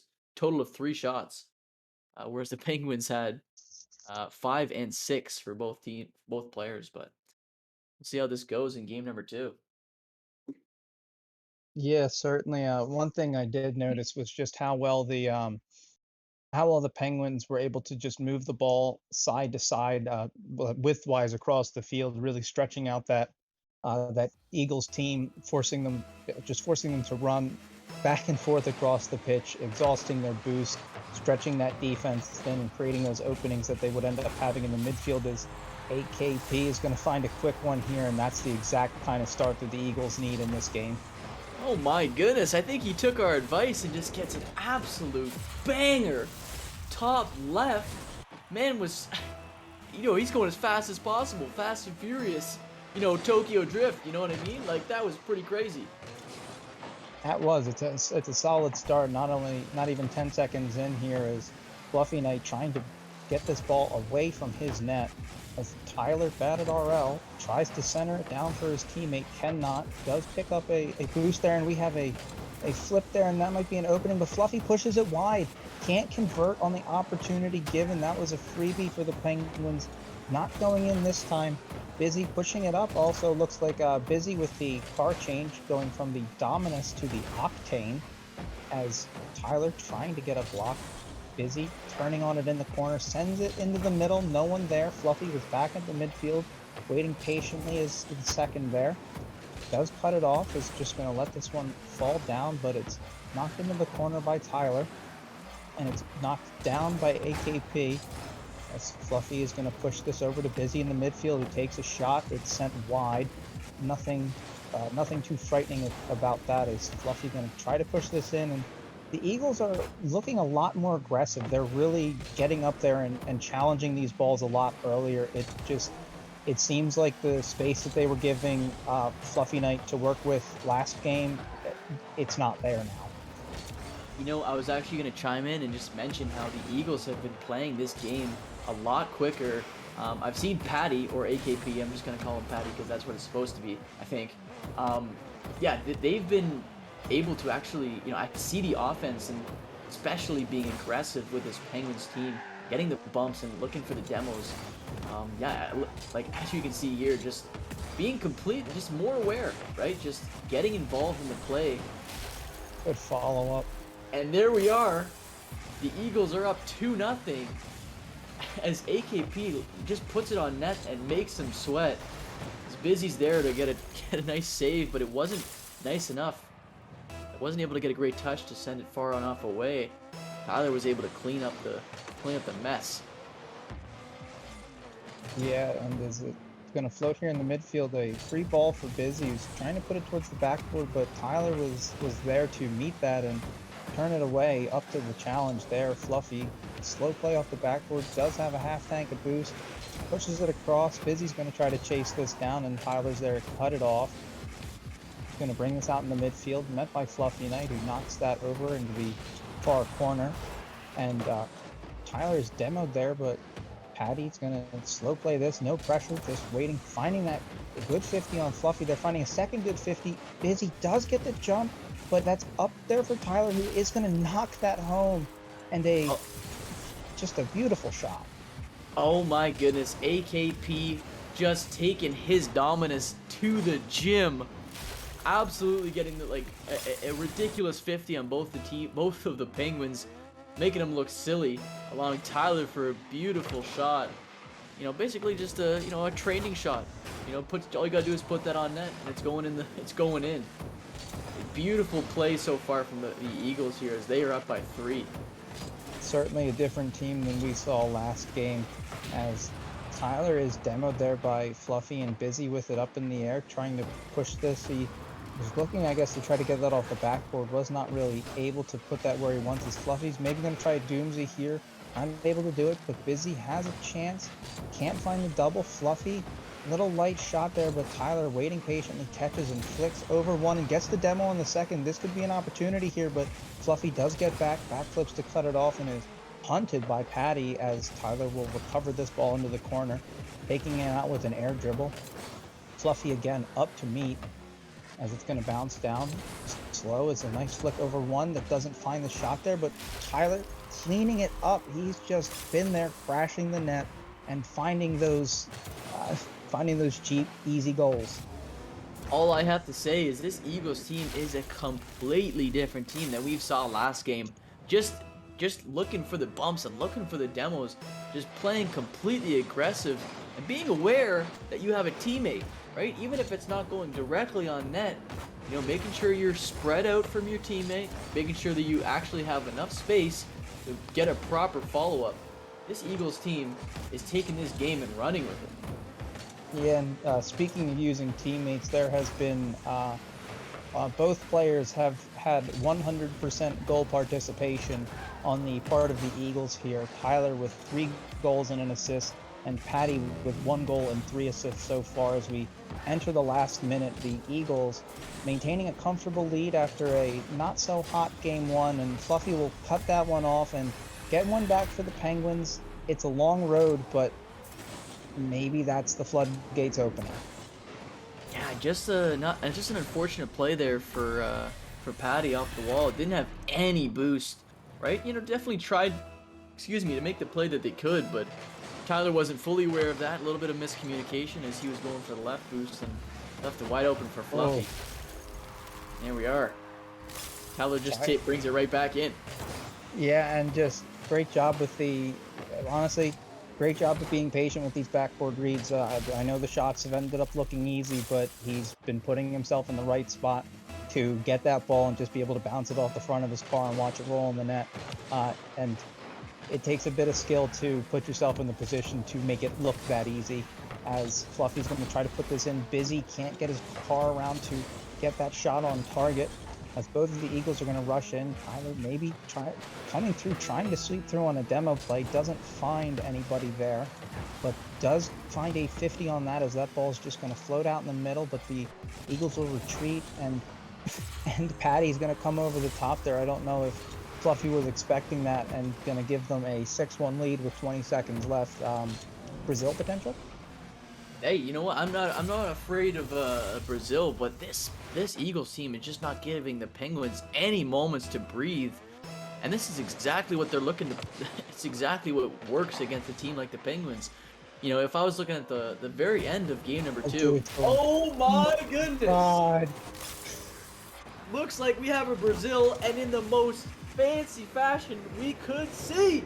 Oh my goodness, just beautiful final touch there. Busy almost had the positioning, but just left a little bit too much between his car and that post, and it was just big enough for that ball to fit in. The Eagles take this one to Brazil so far as we come down to the last 7 seconds. Fluffy can't find anything, and that's just going to be cleared out by Patty, who's going to take this up in the corner. Time is running out, and it will drop out in front. No one needs to touch it, and the Eagles will come back and take a 7-1 victory after that 6-2 loss in game 1. Man, the only word that I can think of for this Eagles team, confidence. Especially with that air dribble at the end. No need for it. They're already up by, 5 goals.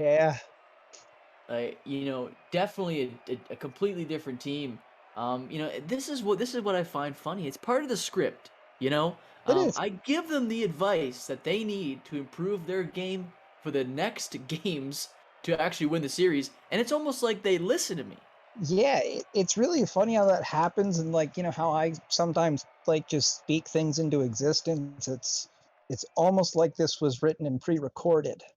Yeah, I mean, I've been given the script by the higher ups. Have you been given the script? Oh, I've been given the script. I've been reading it all evening. Perfect. Yeah, you're making sure you're fully read up on the important bits, right? Yeah, but just the Penguins are gonna have to adapt to this. The Eagles did everything they needed in taking away all that space, taking away all the opportunities that made the Penguins successful, and just absolutely shut them down. That was a neutered Penguins offense in that game. Yeah, I think the big thing here that I noticed is just essentially it was a mirror of game number one. Right? Penguins took game number one in dominant fashion, and here we see the Eagles taking game number two with all the shots, all the offense that the Penguins completely lacked in game number two. It was just a mirror. Yeah, it really is, and we'll have to see which side of the mirror we're going to get on this one. Is Patty trying to get a center and can't, Fluffy with it down the other way into the corner, does get a center and hops over top of the crossbar. Busy trying to put it back across and can't. Patty picking it up, gonna set a gentle one and keep it, as Fluffy will meet that 50 there. Tyler up for it, does get that around Busy, and Fluffy Knight is back for it. He just booms that up, and Patty's going to backflip on that, and Fluffy's going to find that shallow angle and tuck it in for the first goal of the game. Yeah, Patty was looking. He misjudged that. Unfortunately, misjudged the ball. It was going a little bit too high off of his car there. Wasn't really able to get a good view, and Fluffy was just able to put it in the back of the net. Yeah, just a great play, just booming that ball up to yourself and catching your own pass is what he did there. As Tyler batted RL is demoed, getting a big boom across the screen right there. Is Patty gonna chase after Fluffy there and gonna look for that ball, but Busy gets there first, booms it high towards the corner, getting a second touch. That comes out in front, and Fluffy's gonna be able to tuck that one in. Great bounce for the Penguins, and Fluffy coming up through the slot and tucking that one home. It was just a great touch by Busy, able to, read the wall and send it right off the corner just to bring it right over to Fluffy and allow him for a free, easy goal. I was going to mention, before game number 3, I was a little bit worried about the Penguins because, especially in a series like this, there's two ways you can go. It's either you slow down and, play your game, or you just speed up and things just get out of control. Because, generally in Rocket League, you think that that's the way to, improve your game. Just speed up, and then that'll fix everything. But it seems the Penguins have read how the Eagles have played game number 2, and they're in control so far in game number 3. And as I say that, they miss the net, and Tyler gets them up by 1. Again, cast or curse, part of the script. It's all scripted, everybody, but just a good shot from Tyler batted RL. I mean, he says he's batted RL, but I mean, he's scoring goals, so how bad can he really be? As Busy gonna maybe play this off the wall. I didn't know. I couldn't see where the ball went. And Busy trying to put that on net, can't get anything out of that, and Tyler able to get a backboard clear, sends that down the middle. Patty up for it, and it's 50'd off in the corner. That's going to waterfall down for Fluffy. Sends it in the middle for Tyler to catch. Gets it around 1. Has an angle here. Cuts it short and does get that. Busy not able to get around on that one. Nice sharp cut. Just a beautiful play from Tyler, getting over one player and putting Busy on ice as he just booms that into the net right in the middle. We have a tie game. Yeah, great job for the Eagles to come back after getting that deficit, and Patty does get that boost, had a full tank here, is going to try to air dribble this out in the middle. No one there to meet on that one, but does get a boost steal as Tyler's going to retreat back, gets it around 1, finds a slight 50 with Busy there, and it's going to hop out in front, and Busy is going to take that and tuck it far side. Yeah, just a little bit of awkwardness from both the teams here, but I will say a good 50 from Busy, off the wall, making sure that he got the front of his car touching that ball, sending it off the wall, and he's able to just follow up and just put it in the back of the net, and they're up by 1. Yeah, and that one's going to go down into the Penguins half here. Patty with the miss, but Tyler trying to softly play it towards goal, and that's going to pop out in the middle. Tyler with a shot. He does. He tucks it bottom left, getting that around Busy. Anywhere else, I think Busy would have gotten his car on that one. Any further left, that ball wasn't going in, threading the needle. He just picked his spot, touching the back left post, right in the bottom. You got to give credit to where it's due. Oh my goodness! And they take the Give him lead. credit. All you need to do is whiff the ball. Kickoff Merchant. If there were ever a time for faking in the quick chat, it would be now. That was very clearly a fake, am I right? I'd like to say so. I feel like there are other people who would like to be able to say so as a kickoff, just like the one before, heads down the other way. But this one is not scored by the Penguins. But Tyler gonna send that ball to the middle, and it is. Patty finds that and tucks it in through traffic. And just like that, the Eagles have a 2-goal game. And this has all happened in under a minute. It's just crazy to think just how quickly the game can turn on you. As I say that, there's potential for the Penguins to make the exact same thing happen. Oh, certainly. If the Eagles can score 5 goals, I certainly do believe that this Penguins team can. As that one sent top left with Patty able to get up there, turning it away. Busy, keeping the pressure strong, drops out. Fluffy getting the miss because that was cleared out. Tyler maybe has a chance here. Busy does get back. Great positioning to send that wide right of his goal. He's going to take it back. Tyler cuts it off. Sends a little pop-up in there, but can't do anything with it. Busy looking for a redirect downfield and can't. Fluffy on target, but turned away by Tyler. Tyler picking it up on the dribble, flips it over Busy, has a shot, he gets a miss there, but Fluffy picking it up in the corner. Both Eagles there with it too, but Patty takes it away, sending it back, picks up the corner boost, and that's 50 down across the middle. Busy, gonna go up for this, does. Coming down, is that gonna waterfall for anybody? It does, but no one's there. Fluffy with it, he does find it and scores! That play was a little confusing to me because it was a great pass over by Busy, and I'm looking for Fluffy on my screen, and he's just flying from across the map. Yeah! Honestly, he's just lucky that both of the Eagles there were not able to get a touch on the ball. And you know what? Honestly, Patty actually helped him out a little bit. Yeah, I'd really have to agree. It's like I saw that ball it was just there. It was tantalizing. As that one's off the post, they can't find the tie. That's off the post as well. They can't find the tie off of that one. Fluffy can't get that one in the net. It's off to the side in a dangerous position. Busy does back off. Patty with it, trying to slow this down, getting it far away from the Eagles' goal as possible, popping it up. Busy decides not to go for it. Fluffy did the same. They let it drop to pick it up. And Fluffy demoed Tyler with it. Just slow playing. They just need to kill time at this point, but they leave it for Busy in the corner. Patty on the back wall. Tyler cuts across and grabs it. Down to the last 15 seconds here. The Penguins gonna need to try to find one last rush. Sends it down, booming clear into the corner. Gets a demo there, and they're gonna find it. What a beautiful play from the Penguins here. It was purely on the counterattack, and Busy just sends it in the back left of the I should say back right, and then it just gets the demo, leaving it wide open, not panicking. With 5 seconds left in the game, we have a tie game. Absolute icing on that one, as that one's going to boom down and it will drop for overtime. No 0-second heroics in this one. Heroics will only be happening in overtime here in Game 3.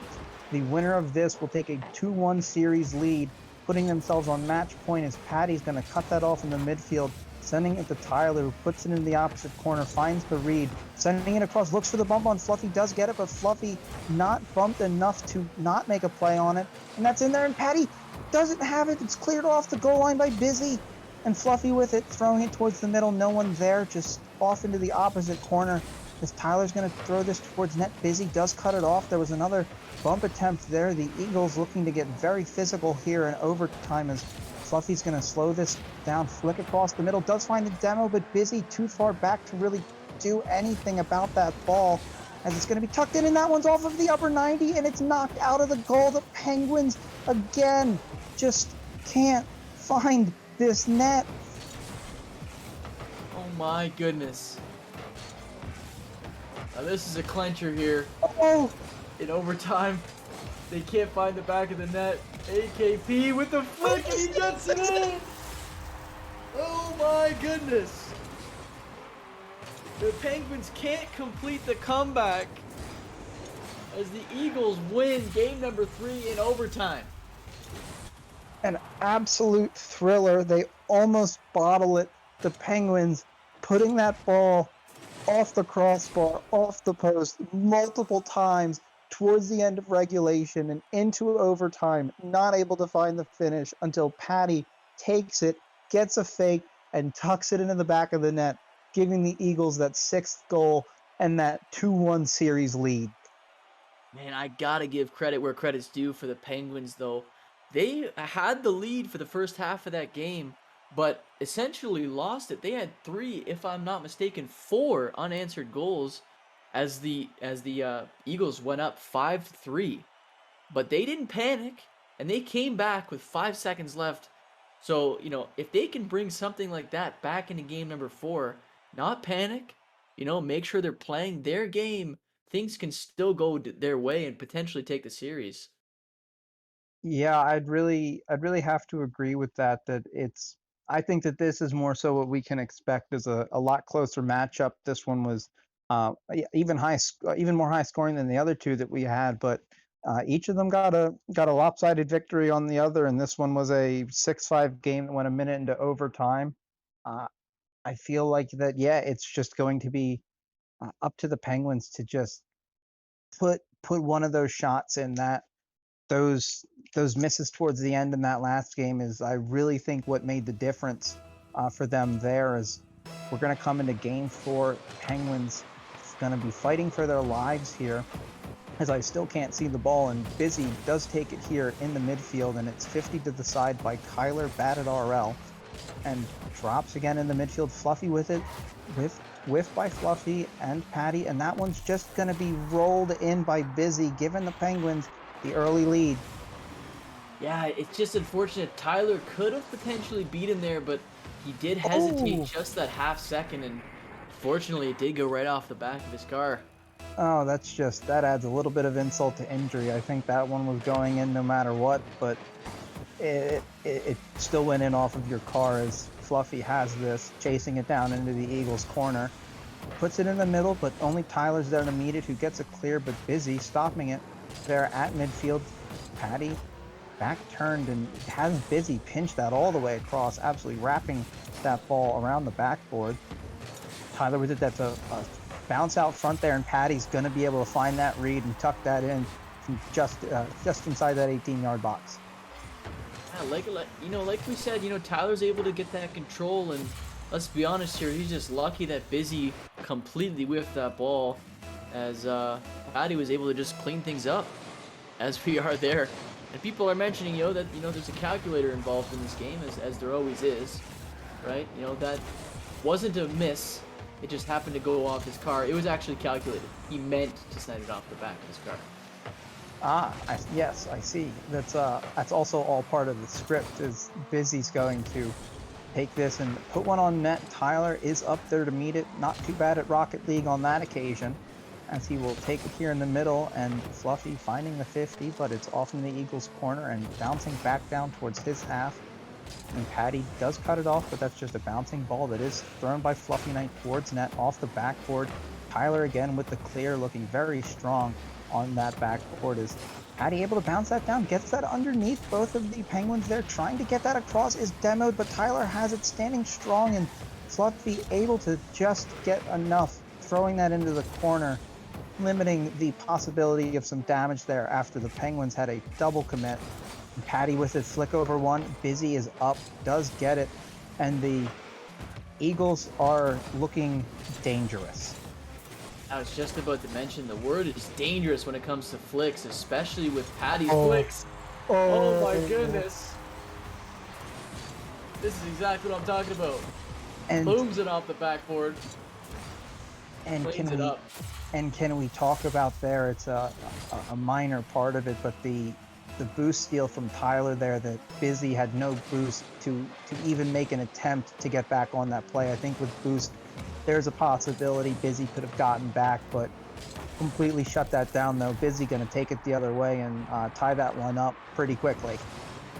Yeah, oh my goodness, Fluffy just absolutely just demolishing the Eagles team there. Both of them got sent to Narnia. Both of them looking for the closet, trying to find the way down to Narnia, but you know, Fluffy was just able to send it right off the backboard. And that's oh gonna be- my goodness. Look, I know Patty took that kickoff, as they do get the low 5 on that one as well. I would like to point that one out, but you know, that was a Patty kickoff, but Tyler scored, so kickoff merchant. Yeah, these guys won't let me finish my analogies or my jokes. They just want me to be quiet. I'm talking about the next goal they're about to score. I get it, you know, I talk too much sometimes. I'll be quiet. And I see here, I think chat has it right, that Tyler's probably okay at Rocket League. I would have to agree with that statement. I do believe he would be entitled to change his name to that. Right. As the ball's going to be deflected, and I think that deflection just threw Tyler off enough that couldn't react in time to get to that ball that was just behind him. I like the idea by Patty, but wasn't able to get a great 50 or a block on that. You know, not good that it was actually a pinch right in the back of their net. Yeah, it's not one that you like to see, but good start off of this kickoff here, but Busy coming through, flying in with a clear. Patty did look for a touch there, couldn't find it as it's cleared out. Fluffy with it off the backboard, but Patty with an air dribble, bringing it down where it's picked up by Tyler, grabbing that mid boost. Up with it in the wall, flicks it off the backboard, drops a pass across. It came with a little too much heat there for Patty to finish. I don't believe he expected that much pace on it, but Tyler gonna try to start another rush, and it's cut off by Fluffy. As Patty gonna take this one and flick it up, but Busy cutting it off, and we're still deadlocked here at 3, and it's slowed down a little bit. Yeah, I think Patty's key to victory here. You know, their signature move is just sending the ball up nice and high. And essentially it's working every time against these Penguins team. I wouldn't say it's capitalizing into a goal every single time, but the 2 of the 3 goals that they've had, the Penguins just have not been able to read the backboard thanks to a flick or even a booming clear. Yeah, that's how Tyler had quite a few goals in that game too. Was just being able to read the backboard when the Penguins were definitely finding some issues with that. As that chipped out in the middle, Tyler over one. Patty couldn't find the demo, but that's enough to get Fluffy Knight out of the way for Tyler to be able to tuck that into the right. As Fluffy Knight was in the back left there and Busy trying to get a squishy and can't get it. And under a minute left, Eagles up by 1. They just hang on. Just need to hang on. That's all you need. Great heads-up play by Patty there, making sure that he gets plenty of space. Oh my goodness, it's off the post. Tyler's gonna look for an air dribble off the backboard. Patty's there for the 50. Coming off the wall. Oh my goodness. I forgot what I was gonna say. Just a good play by Patty to make the person in the net terrified and get them out of position for an easy goal for Tyler. Yeah, and we come down to 20 seconds here.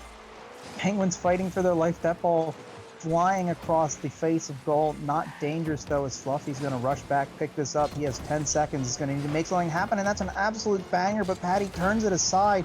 There's a demo there, but Tyler's in there, and it's off the post! The post coming back to bite them, and a save here for the Eagles as it's touched down by Patty.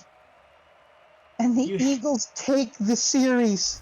You hate to see it. Busy had the right idea to try and slow things down, but Fluffy was right there for an easy shot. Doesn't mean it was going to go in by any means, but it looks like the Eagles put the Penguins on ice and in shambles as they take the series.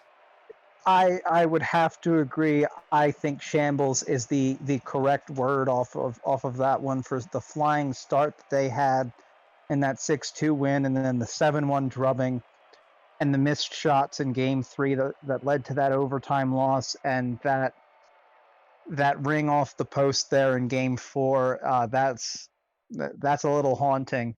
That the Penguins they could have had this. They could have had overtime, and they didn't. Yeah, it's just like I said, I'm just very, happy to see that the Eagles, not necessarily happy to see that they won, right? I'm unbiased because I'm a caster, but I'm happy to see that they were able to, move from game number 1 and just, make the changes that they needed to take the series.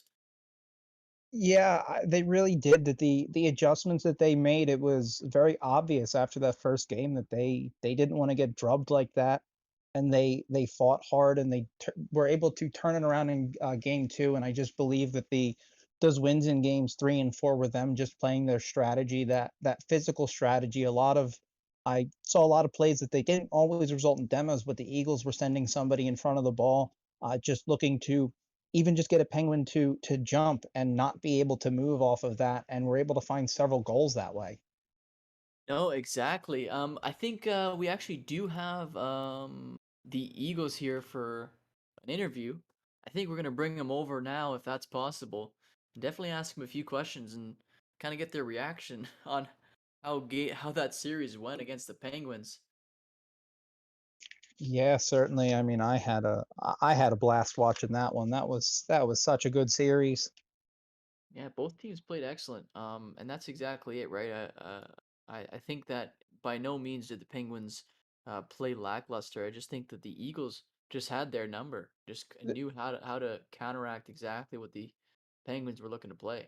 I mean, I'd have to agree that they did, because really games 3 and 4, what was realistic? What ended up realistically being the difference in games 3 and 4 was like two shots from the Penguins that go off the post. That if those shots are, I don't know, 5 pixels one way or the other, the ball's in the net. Exactly. And here we have the gentleman that took the series against the Penguins. Boys, how are we feeling? Good. Feeling fantastic. Feeling Yeah. warm for this Yeah. next match that we're about to play. Okay, you guys are playing again. Who you playing? Who you guys playing right now? Or I Star. guess next. Yeah, so our lovely Star Eagles are in a bit of a pickle right now, and we're going to be filling in their game against the Seagulls here in 17 minutes. Gentlemen, you love to see it. That was just a great warm up for you, right? Oh yeah, Yeah. it was a hard game. They played yeah, really well. Yeah. They did, and I want to ask your reaction after game number 1. What was your thought going in game number 2? Because clearly, whatever you guys were talking about worked. We weren't talking, actually. We were Yeah. both pretty heavily in our heads after game 1, and we just kind of after a couple goals at game 2 and we were down 2-0 with 4 minutes left, we got a nice little mental reset. Nice. And got some momentum on our side and just never looked back. Good stuff. That's exactly what you like to hear, right? You don't necessarily need to switch up the game plan. You just kind of need to know the mistakes you made, right, and be able to transition that into the next game. Any questions at all for this team here? There, Blake. I gotta ask, game 3, what were you feeling there, when the Penguins tied that up with 5 seconds? Just probably feeling like you bottled that one. For me personally, I felt like I might have thrown that match a little bit. We got really close because Yeah. I pre-jumped a play with 30 seconds left, and it led to there being a goal on. No, it was the goal before that, because we were up 5-3 and they went up 5-4 because of this pre-jump play, if I remember correctly. And I was just like, "Fuck!" That was the start of a downfall right there. I let them have hope, and they started playing better, having Just remember, we're live. the momentum going through. We just kind of settled down once overtime hit, and that was it. That was that. I know exactly. I mean, and that's what you. That's all it is, right? You can't. Unfortunately, you make those mistakes, right, and you panic a little bit. But you were able to, because to me that game was kind of, and to you guys as well, obviously being game number 3, you know, is kind of see which the direction the series is gonna go. But you know, just don't panic, right? And you make the mistakes and you just move on, right? All Yeah. right, thank you, gentlemen, for stopping by. And best of luck in the Star League. Thank you. Thank you. Thank You you. Thank know, you. get a little bit of practice in. All right, I think that that's it for us so far. Definitely join us in 15 minutes for some more games with actually these two gentlemen who are speaking with us right now, and hopefully we'll get some more interviews with them after.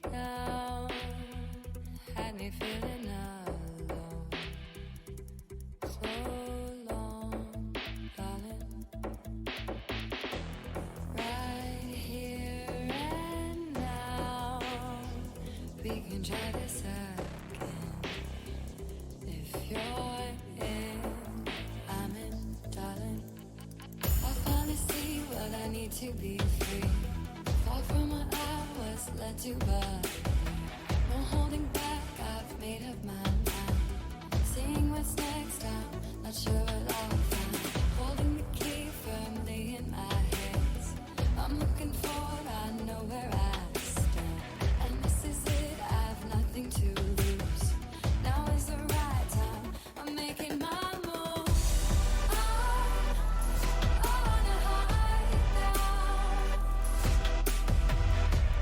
You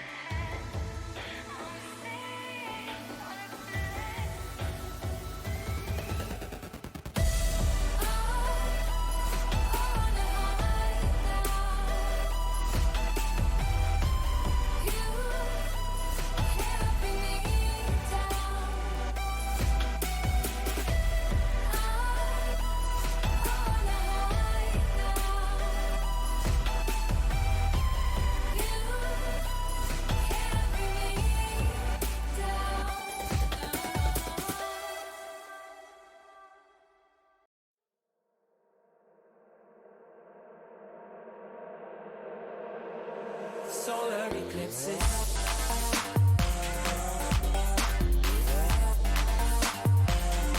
Solar eclipses.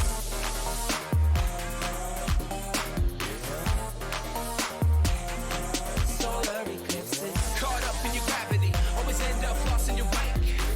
Intoxicated, maybe we can start again. Caught up in your gravity, always end up lost in your wake.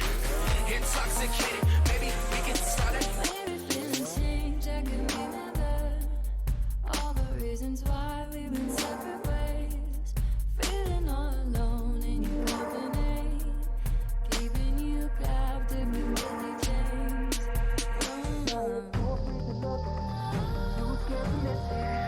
We're night and day, solar eclipses. Too afraid to look, too scared to miss it. We're night and day, solar eclipses.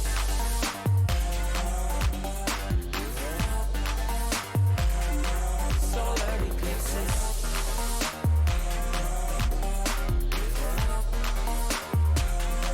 Solar eclipses. Caught up in your gravity, always end up lost in your wake. Intoxicated, maybe we can start again. Caught up in your gravity, always end up lost in your wake. Intoxicated, maybe we can start again. Tomorrow we build. Depends on the future we want, we can make it as real. Maybe we will go, give up the ego.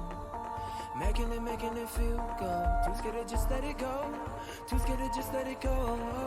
Tomorrow we build. Depends on the future we want, we can make it as real.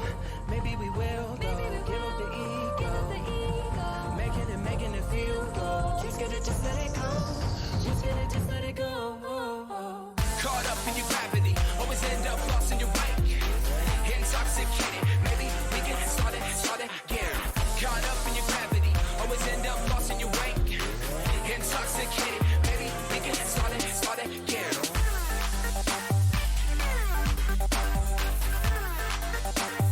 We can start again.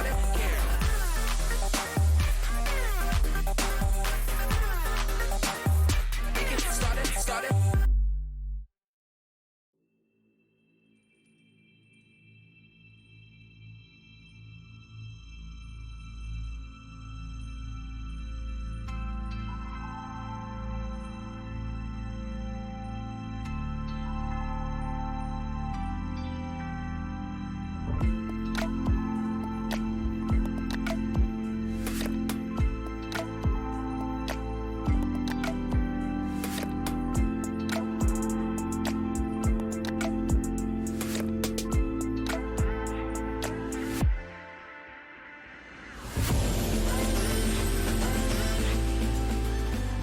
Gentlemen, welcome back to Frontier Doubles League. We have more Week 11 action, a Star League matchup between the Eagles and Seagulls. This will actually be our last regular season broadcast before the playoffs, but I'm Blade and I'm joined in the booth here by Squirrel. Squirrel, how you doing?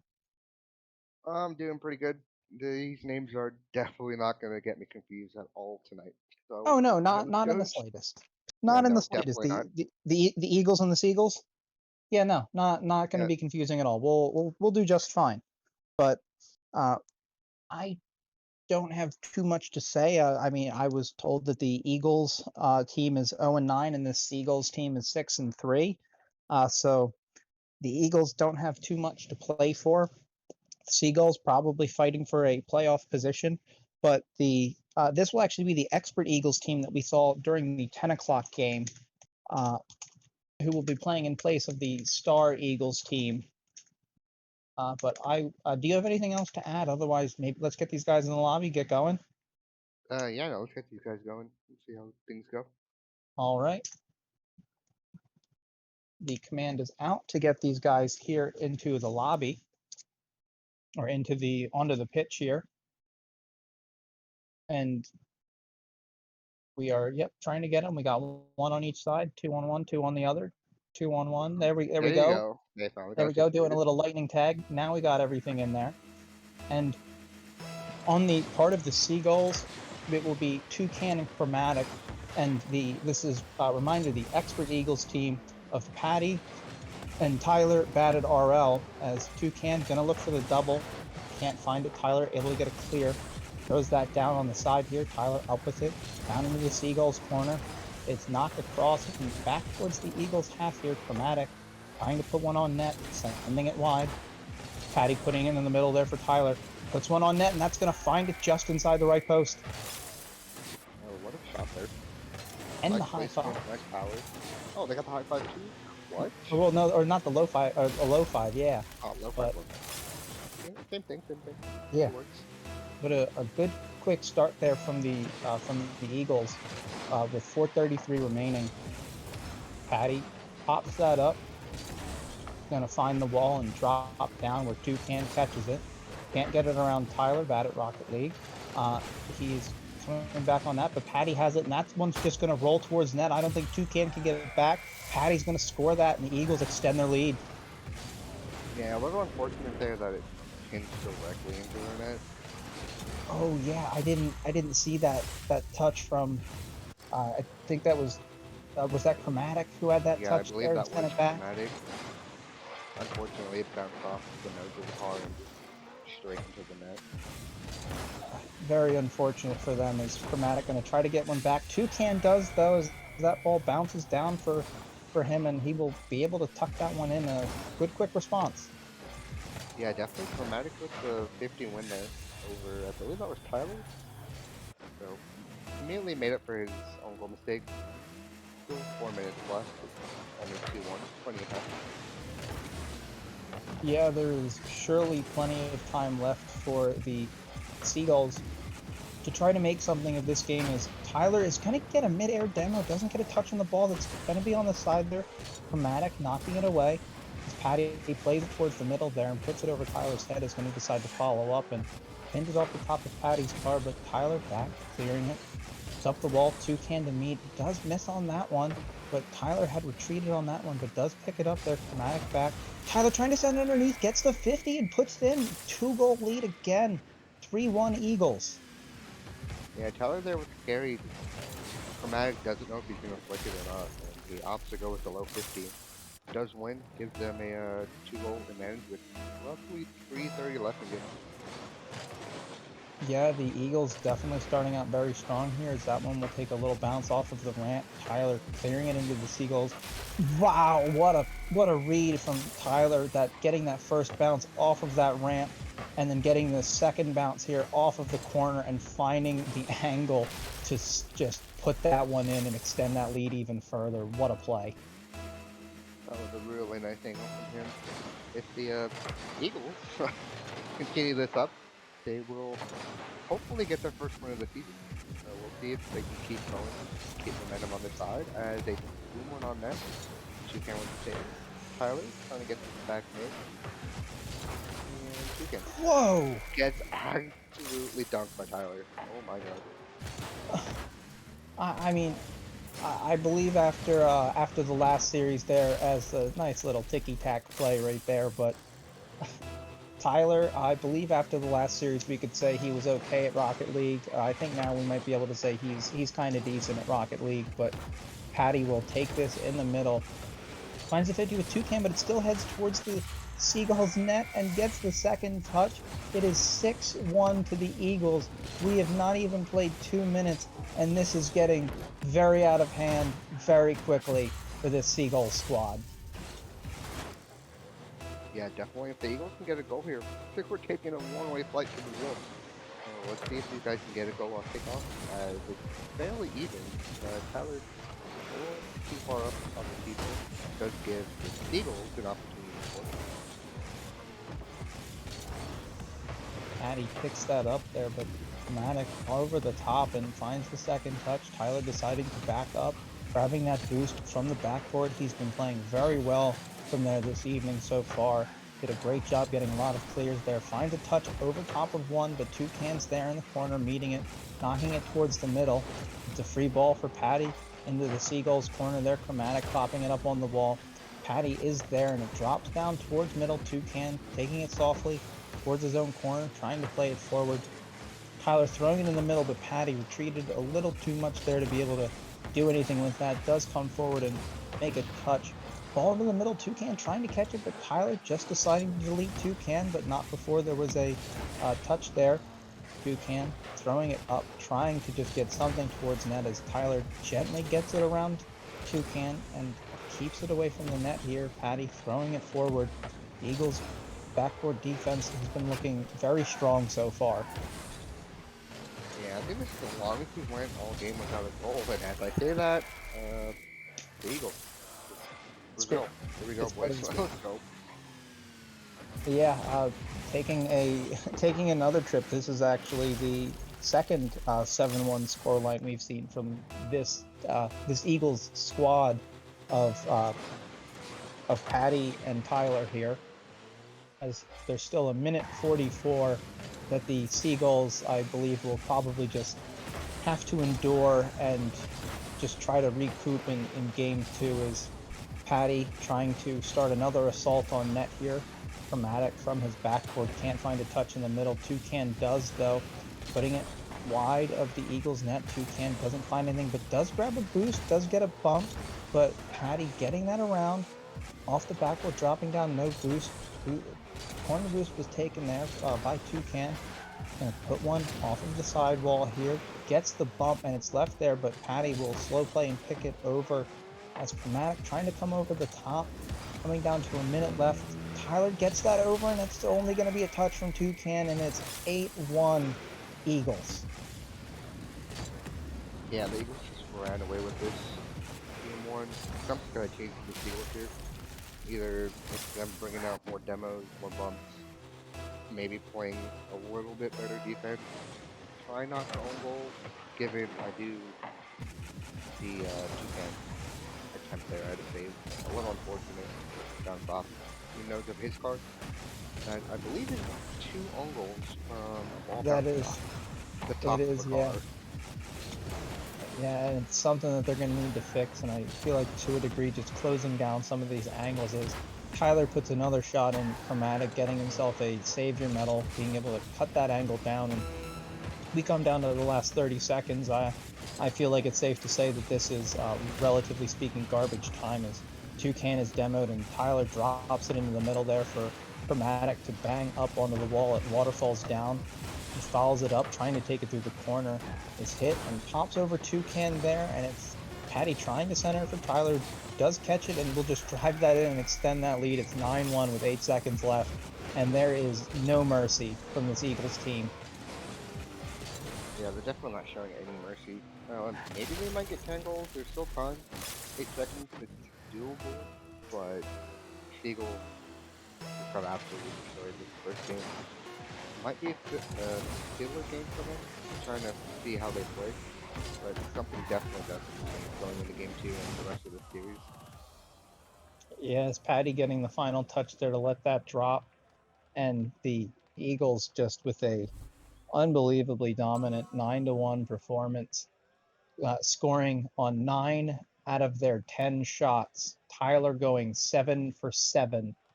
The Eagles scoring 1 off of 2 shots. Just, there was not offense from the Seagulls. Yeah, it looked like the Seagulls are really just stuck in their own half this whole game.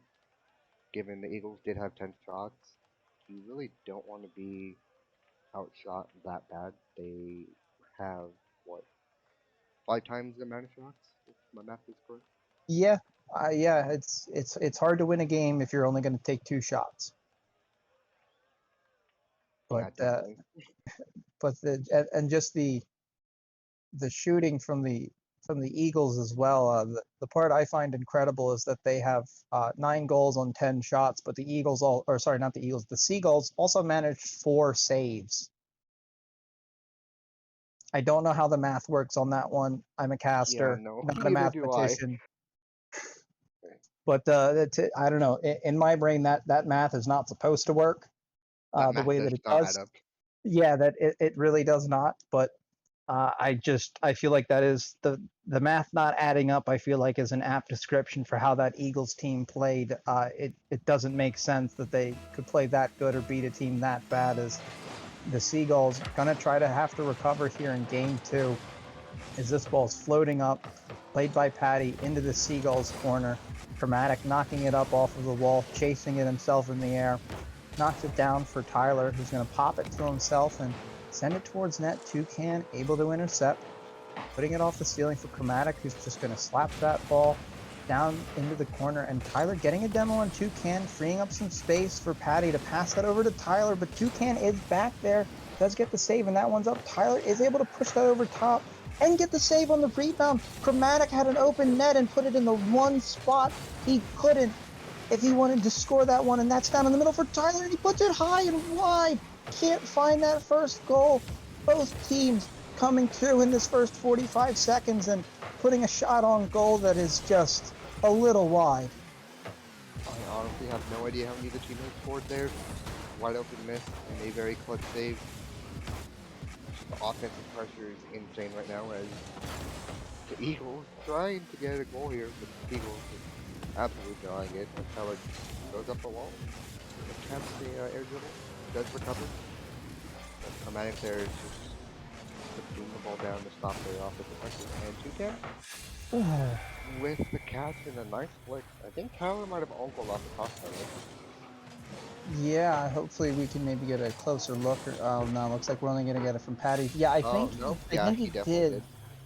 I think he did. I think he may have gotten that first one as well. That was off the crossbar, and then that second one that dropped down on the off of the post there and in. But good effort from Tyler as the Seagulls do take a lead, which was something that they just did not have and had no chance of having in that first game. As that ball is lofted towards the Seagulls net and sent back in with a pinch there by Patty. Thinks of cutting it off, doesn't. Lets Tyler get it. I think, oh no, there was not a bump there, but Toucan laying it out in the midfield, grabbing that boost. Sends up a high flick, but Patty's up to meet it without an issue. Popped off there. Tyler just sitting, waiting as Patty's gonna put a quick pass over. Tyler not ready for that one. Chromatic with it up in the corner, trying to drop it to the middle, but Patty just waiting, cutting it off, finding the demo on Toucan. That might be a free one for Tyler, and it's popped up. Chromatic almost puts that one in, tapping it down off of his crossbar. That was almost a nightmare for them right there, as Chromatic will get this ball past midfield, but very low boost as Toucan up with 80 boost there, taking it in the corner. Does get the touch there into the center, but it's a very strong one for Tyler to catch and put off of the wall, getting a good 50 in the midfield as Patty puts that one off of the backboard. Tyler turning and waiting, Chromatic playing it in here, up in the corner, trying to throw it forward. Both of these teams just kind of getting some chances, but a lot of back and forth. I feel like that we're going to be able to expect a bit more of this and not as much as what game one was. Yeah, definitely. As Patty almost scores. Go off the wall rebound there. Toucan send it to the other side. Patty waiting on back forward. Chromatic trying to get something going here. Eagles have definitely kept a lot more offensive pressure here. Which is something that they definitely need to continue going into the series. There's still time for the Eagles to come back as there's a minute 30 left. It's definitely doable as they did score 9 goals came in, right? Yeah. So they definitely have the offensive pressure to get this going. It's just trying to break down this Eagles defense. Oh, it's just a little wide of a shot by Toucan. Ooh, and the demo and the boost. Oh, Chromatic with it. It's up on the wall there. They have an opportunity. Chromatic dropping it down and does find a second one there. Toucan able to get the finish there. Thank you for scoring more than one goal. I was worried that was going to be a 1-0 game, and I was going to have to eat my words saying you're not going to win a game scoring 1 goal, taking 2 shots. But they get that second. Oh yeah, no, I'm just saying that they get that second one, and with a minute left, the Eagles offense has disappeared. Yeah, Patty got caught on the backboard on that last play. He had awkward angle on the save. Tried his best, but unfortunately, ball go up too far forward. And the pass will manage to Toucan and give the Eagles a 2-0 lead with 45 seconds left. Yeah, Patty collecting it in the corner here. Toucan waiting patiently. Trying to find a 50 in the midfield and does. It bounces down wide of goal. No one there to do anything with it as Patty gets back. Does pick up the boost. Chromatic trying to put it towards net. Does, but Tyler with the miss. Patty can't get one through the middle there. The Seagulls closing that one down, and Chromatic with a good read out of the corner. But Patty again cutting this down in the midfield, really not letting the Seagulls remove any of this Eagles pressure. As that one's brought in by Tyler and sent around, and Patty will take it and try to get a pass back and pass it right off the Toucan, but Tyler sends it to the side down to 8 seconds. It's looking near on impossible for the Eagles right now, but that might be one. Okay, okay. There's a chance. That was definitely cutting it close time-wise. I honestly didn't think there would still be a second on there. I given the didn't. power on that side. I didn't think either, but there's a chance. I mean, we might see a fake kickoff here on the okay, and we don't. That ball's going to be up, and they can play this, but oh, Patty doesn't get the touch, and it will drop and fall for the Seagulls, who will take that one on a 2-1 score line. The Seagulls looking a lot stronger, taking 7 shots that game, finally finding a bit of offense. The Eagles only held to 4 shots, only scoring 1 of them. A great recovery on the part of the Seagulls. Yeah, definitely. If you can limit the shots of Eagles players, it's definitely going to give you a very good chance of winning this game. So it's what I believe 10 shots now down to 4. So Yep. if you can keep these Eagles players with less shots than your team, you definitely have a very high chance of winning, especially on 3 saves. So it's not like the Eagles weren't putting the ball on net, but when they did, the Seagulls were just there to save the ball. Yeah, I also noticed that the Eagles looked like that they just weren't as physical as they typically are in that game, that they were giving a bit more space, not running out in front, trying to find demos like they did in the last game and in the series prior. So we'll have to see if they can get back to that as we come into game 3.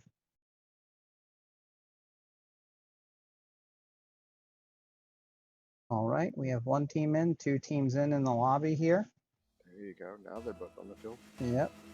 And we will get kickoff underway. This series tied at 1. That ball squirts out to the side, down off of the ceiling. Tyler gonna launch this one in and find a waterfall on it, but it does take a bounce towards the bottom, and that will ricochet across the face of goal. As Toucan will wait for that.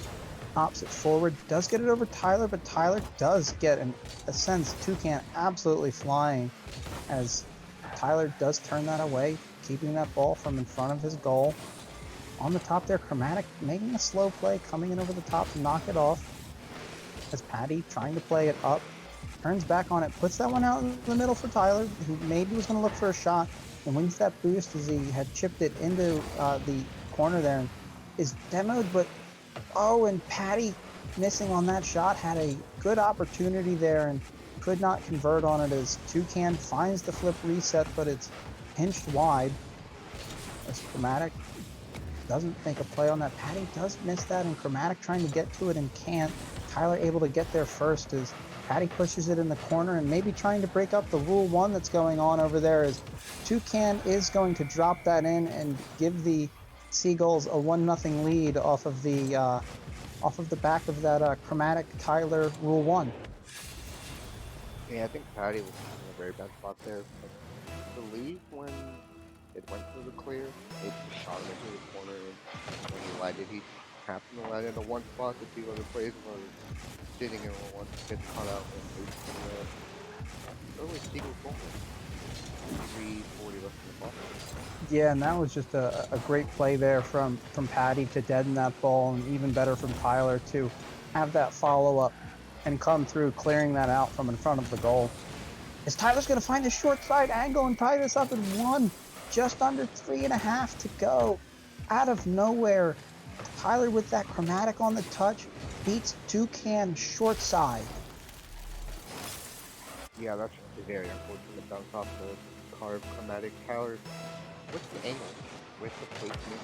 Toucan just gets caught snapping on his man. I don't think he was ready for a shot come out there from Tyler. And I don't think he was necessarily ready for a shot, nor a shot of that kind of power or accuracy. That was would have been a very hard place to reach, as both of the Seagulls were up for it, and it was Toucan who did get the final touch on that one, but just a great read off of the corner there to get the Seagulls the lead again. Yeah, not much Patty could really do there, as he's caught a little too far forward in goal. And the Seagulls do get some offensive pressure here, but Tyler taking up the ball. Maybe a ground hit to get the ball out. See if he can get the pitch for his teammate. Ooh. Nice demo. Ooh. Maybe? Oh, no, Tyler backed off. Smart move on his part. Yeah. Ooh. Hit feet. Oh, a little off there. Ooh. Can. Ooh. Nice touch from Tyler there in the midfield, looking for the redirect. Is Chromatic's going to try to play that down. Tyler cutting it off and keeping it in the Seagulls half here. Nice read on that one. Just puts it on net. Makes Toucan make a save as he's going to catch this. Going to grab his own boost, playing it from his own back wall. Pushing it out towards the middle. Does miss, and Chromatic will catch that one and send it into the net and extend that Seagulls lead. That one just a mistake on Tyler's part there. Yeah, definitely. It's unfortunate.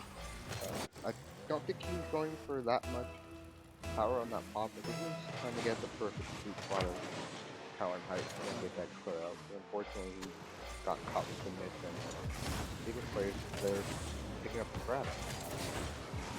Yeah, it was just good positioning from the Seagulls, and I'd have to agree that I just don't think he wanted to. He had to play that ball as hard as he did. Looking for a 50. Chromatic going for the high 50, and is able to work that despite the fact that Tyler did stay low. Toucan pushing this towards the middle, and Patty just getting in the way, being a bit of a menace, as Toucan was low boost, just posturing himself on the wall there. Chromatic trying to get it out of his own corner. Patty knocks it up for Toucan, who takes this and lofts it towards goal, and Tyler lazily turns that aside, and that one's up. That one's off the crossbar and bounces out wide. Not able to extend the lead are the Seagulls, as Patty's going to try to chase this ball down and get a bounce. He gets the bump on Toucan, and that's enough for Tyler to tuck it in. He is just and I mean this in the best way, he's a trash man this evening, just cleaning up the garbage in front of the net. Okay, that's my high. Doesn't matter how you get the goal. Feel the same with the stat sheet. The goal is a goal. Oh, it certainly is. Yeah, the Seagulls do the kickoff there. Patty with the miss, unfortunately. Tyler does get demoed, but I don't think Chromatic is completely ready. Oh, what a spot. And the demo there. Patty had it. It was a pop-up. Couldn't make a super quick play on that, as that's now off of the Seagulls backboard. And Tyler with the read. He's had these reads. He's tucking these home. He is just being there, patient, waiting. Perfect time, smash it home. Yeah, Tyler is just in the perfect spot every time the ball's in front of the net. Yeah, as Tyler's... I Fake believe kickoff? it was just a fake kickoff. Yeah, I didn't have the camera angle to see what the Seagulls were doing there. For a second, I maybe thought that there was a connection issue, but if there was, that's not much can be done if that were to be the case. But Chromatic's going to just push that one over, and Tyler looking for another one of those redirects. He's really trying for him. I don't know if he'll get one, but he does cut that one off, and that might pinch in, and it does, and they take the lead. Unbelievable. Eagles had pressure all game. The past few seconds, it's just falling apart for them. Eagles up 4-3 with 30 seconds left. Yeah, just ridiculous. Yeah. Something is not meshing right now. Oh. What a 50 from Chromatic. Alright, well, 11 never mind. I'll just shut up again. Yeah, just a good play. Yeah, Tyler, I think that, when he just bounced it off of Tyler's car there, I think he just like the one before, little too much sauce on it. Just he wanted a little less saucy, but couldn't handle it with that level there as Chromatic does cut that off in the high corner up near the ceiling. As Patty will try to put that off, Chromatic waits, sends one on net. Tyler is back, turning it aside as we come down to the final 10 seconds here. And that's over one, and Chromatic tipping it into the corner there. Tyler trying to chase this down, is up for it, is met with it, but Chromatic is able to get it and sends it back off the backboard. Toucan playing it up, but Patty playing it out there. Tyler on the wall, reading it. It's gonna drop off the wall for overtime. We're at 4-4 here with a 1-1 series. The next goal will give their team a 2-1 series lead, giving them the opportunity to take a match point in the next game. Patty clearing that down. Toucan putting it off of the sidewall here, met by Patty with a 50.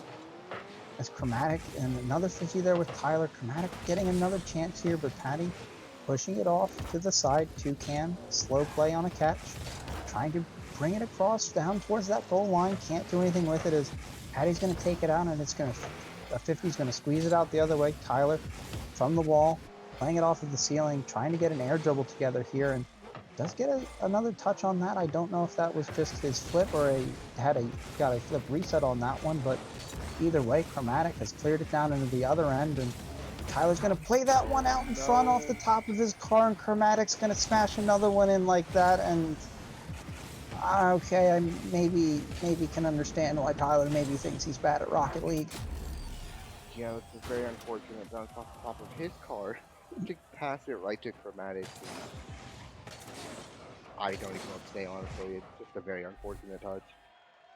Yeah, it really is. It's such an awkward position to be in, having a ball bouncing like that coming through the corner, and you have the front of your car facing your net, the ball's coming from behind you, and you got to try to make a play it's not going to throw it out in front like that, and it's a hard task to ask, but Eagles did find some offense there. Seagulls still out shooting them 10-8, but I mean, Eagles 8 shots. Yeah, 8 shots to 10. It's I don't know, honestly. It was just a very unfortunate touch from Tyler. Two touches off Tyler's car that Chromatic just scores off of in the last 2 goals, giving the Seagulls the win here, putting them on match point. Maybe these Eagles players can pull it back game 4 and 5. There's still a chance for them to not have a losing 0 and 2. A winless season, yes. Yeah, winless season, but something needs to change because game 1 to game 2 to now game 3, it's all over the place. Yeah, it really is. We're possibly playing some lightning tag here. No, we do have everybody in. I thought I saw some lightning, but we got the kickoff going. Everyone is in here. Everyone is doing just fine. Maybe some better than others, as Toucan playing this off the wall. Patty with a miss. It's sent on net, and Tyler with the side flip. I just think that was a misinput. Yeah, not the best. There, just a backflip. It's unfortunate. I think he was trying to go for a fast aerial to get the save. Unfortunately, pulls back on the goal a little too far. Yeah, it's brutal when you have a seemingly easy ball like that and you flub it. But if there's a demo on Chromatic from Patty, and Patty trying to come back and get another one. Toucan a little too quick, a little too shifty, able to tuck that in, and very quick 2-0 Seagulls lead.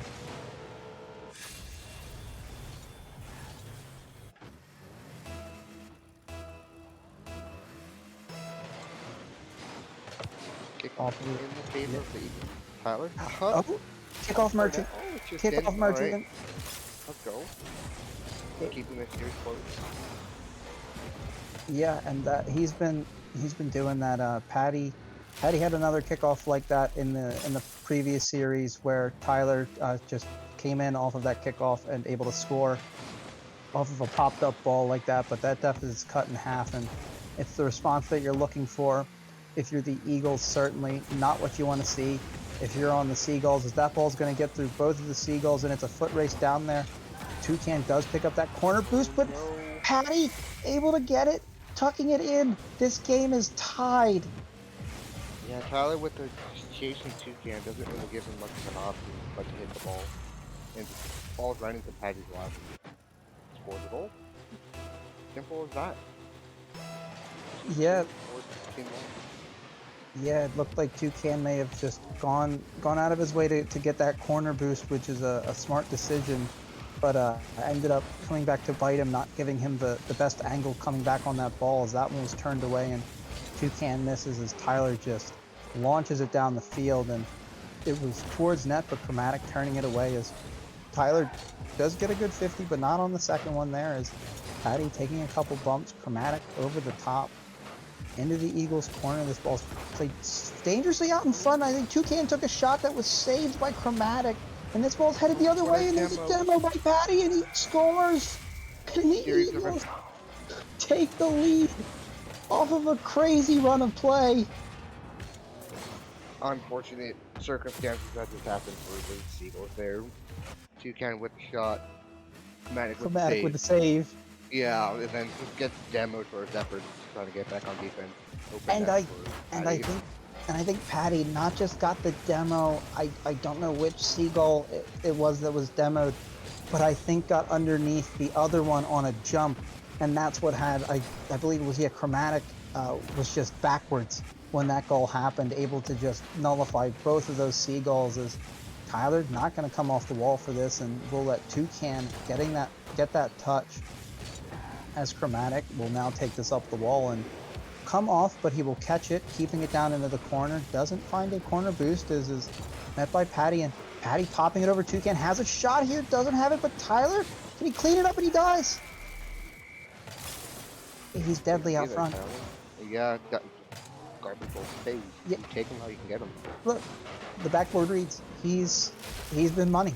If that ball hits the backboard on the opponent's side of the field and it's towards the net and he's sitting out front, it's the ball's in the net. The ball is just in the net. As this ball will now roll up the side, but is popped out off by Chromatic, and Tyler sending this up, putting it over the top of Toucan. That's off the wall, can't find it. Chromatic able to get that one, and it's sent back out. Tyler, awkward angle, but couldn't get anything with that. Toucan knocking it away as Patty collects this in the corner. Chromatic meeting, and that ball's popped out dangerous in front, but Tyler is there to get the clear. Chromatic with the catch, giving it off to Patty here. The Chromatic meets, but Patty coming in does get a 50 on that. Toucan able to keep it in the corner and is able to come up and touch that, but Patty keeping this in. Eagles generating some pressure here. That ball in the midfield.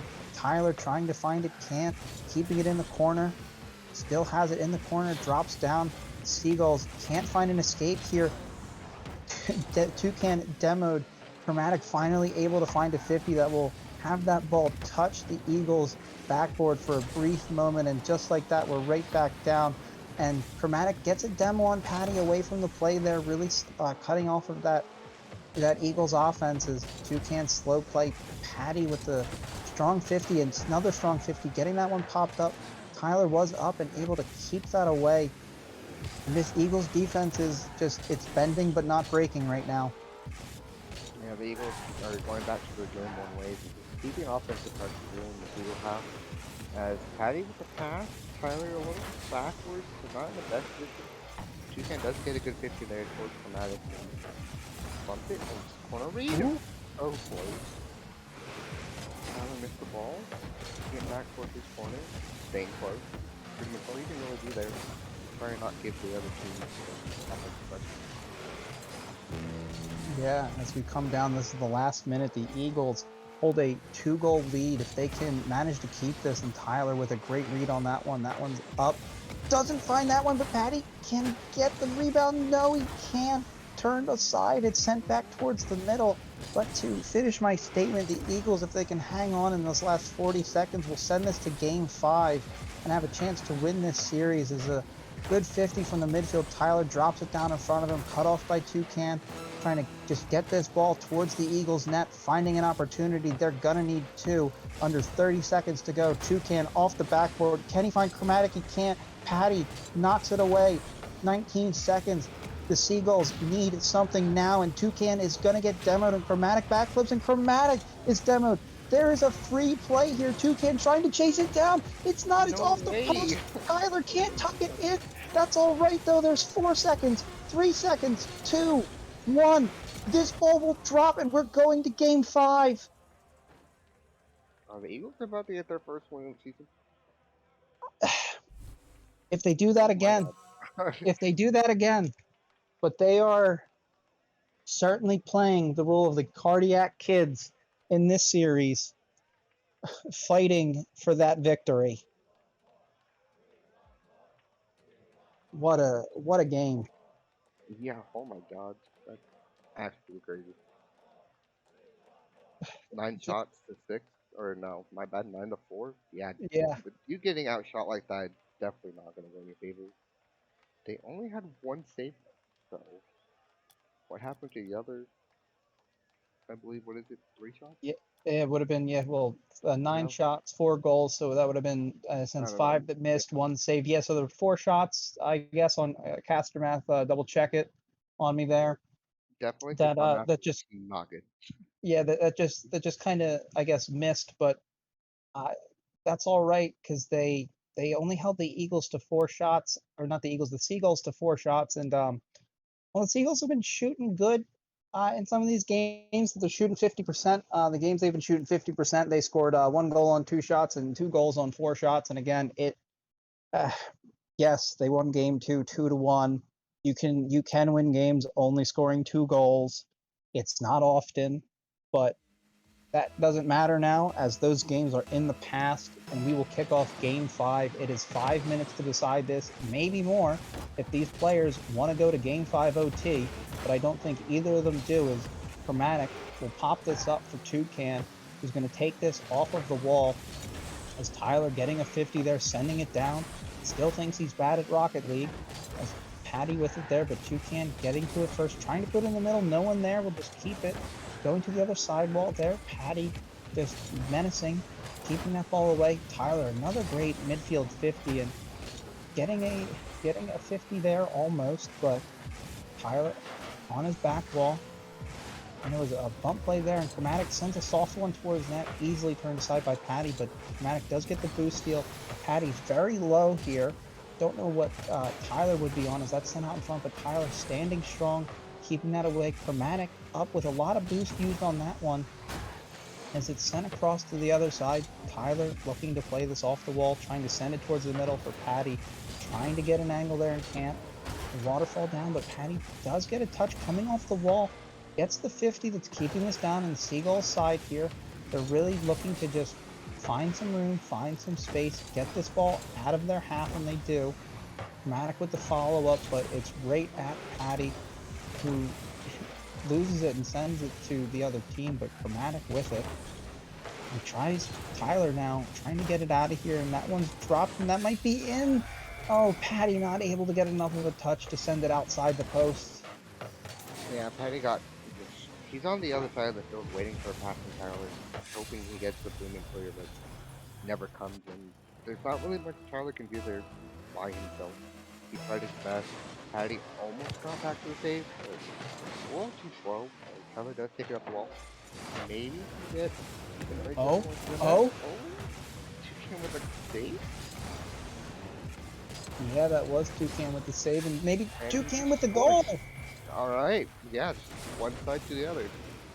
Oh, and I feel with Patty after that one, car upside down, trying to make that save, it's tough. That's a tough one, but still plenty of time for them. Only down by 2. They were in this scenario last game, if I'm not mistaken, and they did fight their way back for a win. As Patty will leave it off for Tyler, who comes in here with 50 boost, throwing it towards net. Both of the Seagulls up for it. Toucan getting the save. As Patty puts it towards net off the crossbar, not in there, and not in a place where Tyler could get it. Getting the bump on Chromatic, putting him out of the play. Only Toucan back is able to get the touch, keeping that wide. Tyler grabbing that back boost and putting it in the middle there as Patty trying to play it. Toucan getting it over the top. Toucan trying to chase, getting a demo there, but Tyler from his back wall takes this air, dribbles it out in the middle. Doesn't get it around Chromatic, but does get the demo as Chromatic gets that ball sent back where Patty will recollect it, take it out front, trying to move this ball downfield. Toucan meets it and Chromatic meets it, but Toucan with it again, keeping this down towards the Eagles' corner. Patty trying to play it out, can't get it. And Chromatic over the top, off the crossbar again. Not able to find the net here, as that will pinch off of the top of Patty's car and be sent down, but it is just being held up by the Seagulls offense, who can't score but are generating a lot of pressure. Yeah, as long as the Seagulls just keep the ball in the Eagles half, they can try to buy 2 more minutes and they'll get the win. The 3-2 series won't have that. You want to see the Eagles try and get some pressure here, try and get a win in the season. I don't think, I can guarantee it, they do not want to go win this season. So they gotta just push, try to get off again. Pray they get 2 wins here, at least. Yes, they come down to 90 seconds. Tyler up for that on a free jump, not able to get that read. Does find that demo on Chromatic, but Toucan does pop it over, maybe has a shot here. It's wide. That might come back to bite the Seagulls. We've seen it happen before. Toucan with the touch, Chromatic with the second one. Has a chance and does tuck it in short side. And this just got a lot harder for the Eagles. It's definitely doable, but you're down 3 with a minute 15. Not looking in your favor. I believe in these guys. They definitely have the offensive power to get 3 goals. It's so doable. Yeah, it is, but they're going to need to start moving quick, and it's going to start with this ball heading towards that Seagulls net as Tyler's doing now, but getting the bump, Toucan getting in the way, and this ball's out towards the middle. No one's there. Patty probably went back for boost there, out of the play, not able to do anything. Toucan up with it, can't drop it in. Tyler back, clearing it wide, gets a touch on that. This one might be a free one if they can get there quick enough, and there's a demo from Toucan. There's a demo on Toucan, and Tyler does tuck it in. They have 47 seconds left, and they're going to need 2. What a demo for Patty. Yeah, that was a definitely clutch demo. Pass plays, demo plays, they need to pull all the stops here. Down 2 goals, 47 seconds left. It comes down to this. It's either you scored 3 goals to win the series, or you're going to have a 0-10 season, yeah. Yeah. Oh, Tyler looking on the short side, though. Chromatic able to get the stop. He may have an open net. Doesn't. Patty closing it down. Puts it out front there. Tyler getting a clear. Chromatic missing that mid boost there as it sits. Doesn't find it. Tyler shipping it across the field here. Or Toucan's going to pick it up. Both of the Eagles backing off. They don't necessarily have the time to do this. Chromatic with the touch. Toucan picking up that boost. That bounces out. Toucan's going to need to find the touch, and he does. Clearing it out, down to 10 seconds here. The Seagulls just need to keep this ball down on the Eagles' half here. They don't really need to score as we come down to 3, 2, 1. And with this ball dropping, that will be a Seagulls win. And the Eagles fall just short. Yeah, an 0-10 season. Very unfortunate. These guys played their heart out at the end of the day. It wasn't enough. Eagles just countered them every time they attempted to do something. 9 shots to 6. 4 saves on the Seagulls part, 2 on the Eagles. You can't be... Yeah, I honestly don't even know what to say at this point. It's unfortunate, but see if we can get these Seagulls guys in here for a post-game interview. Yeah, definitely. I think that they'll have quite a bit to say after that nail-biting series where they just squeaked out with that win.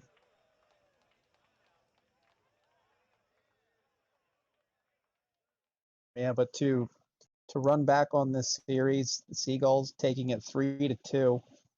Eagles taking game 1 9-1. Seagulls taking the next 2.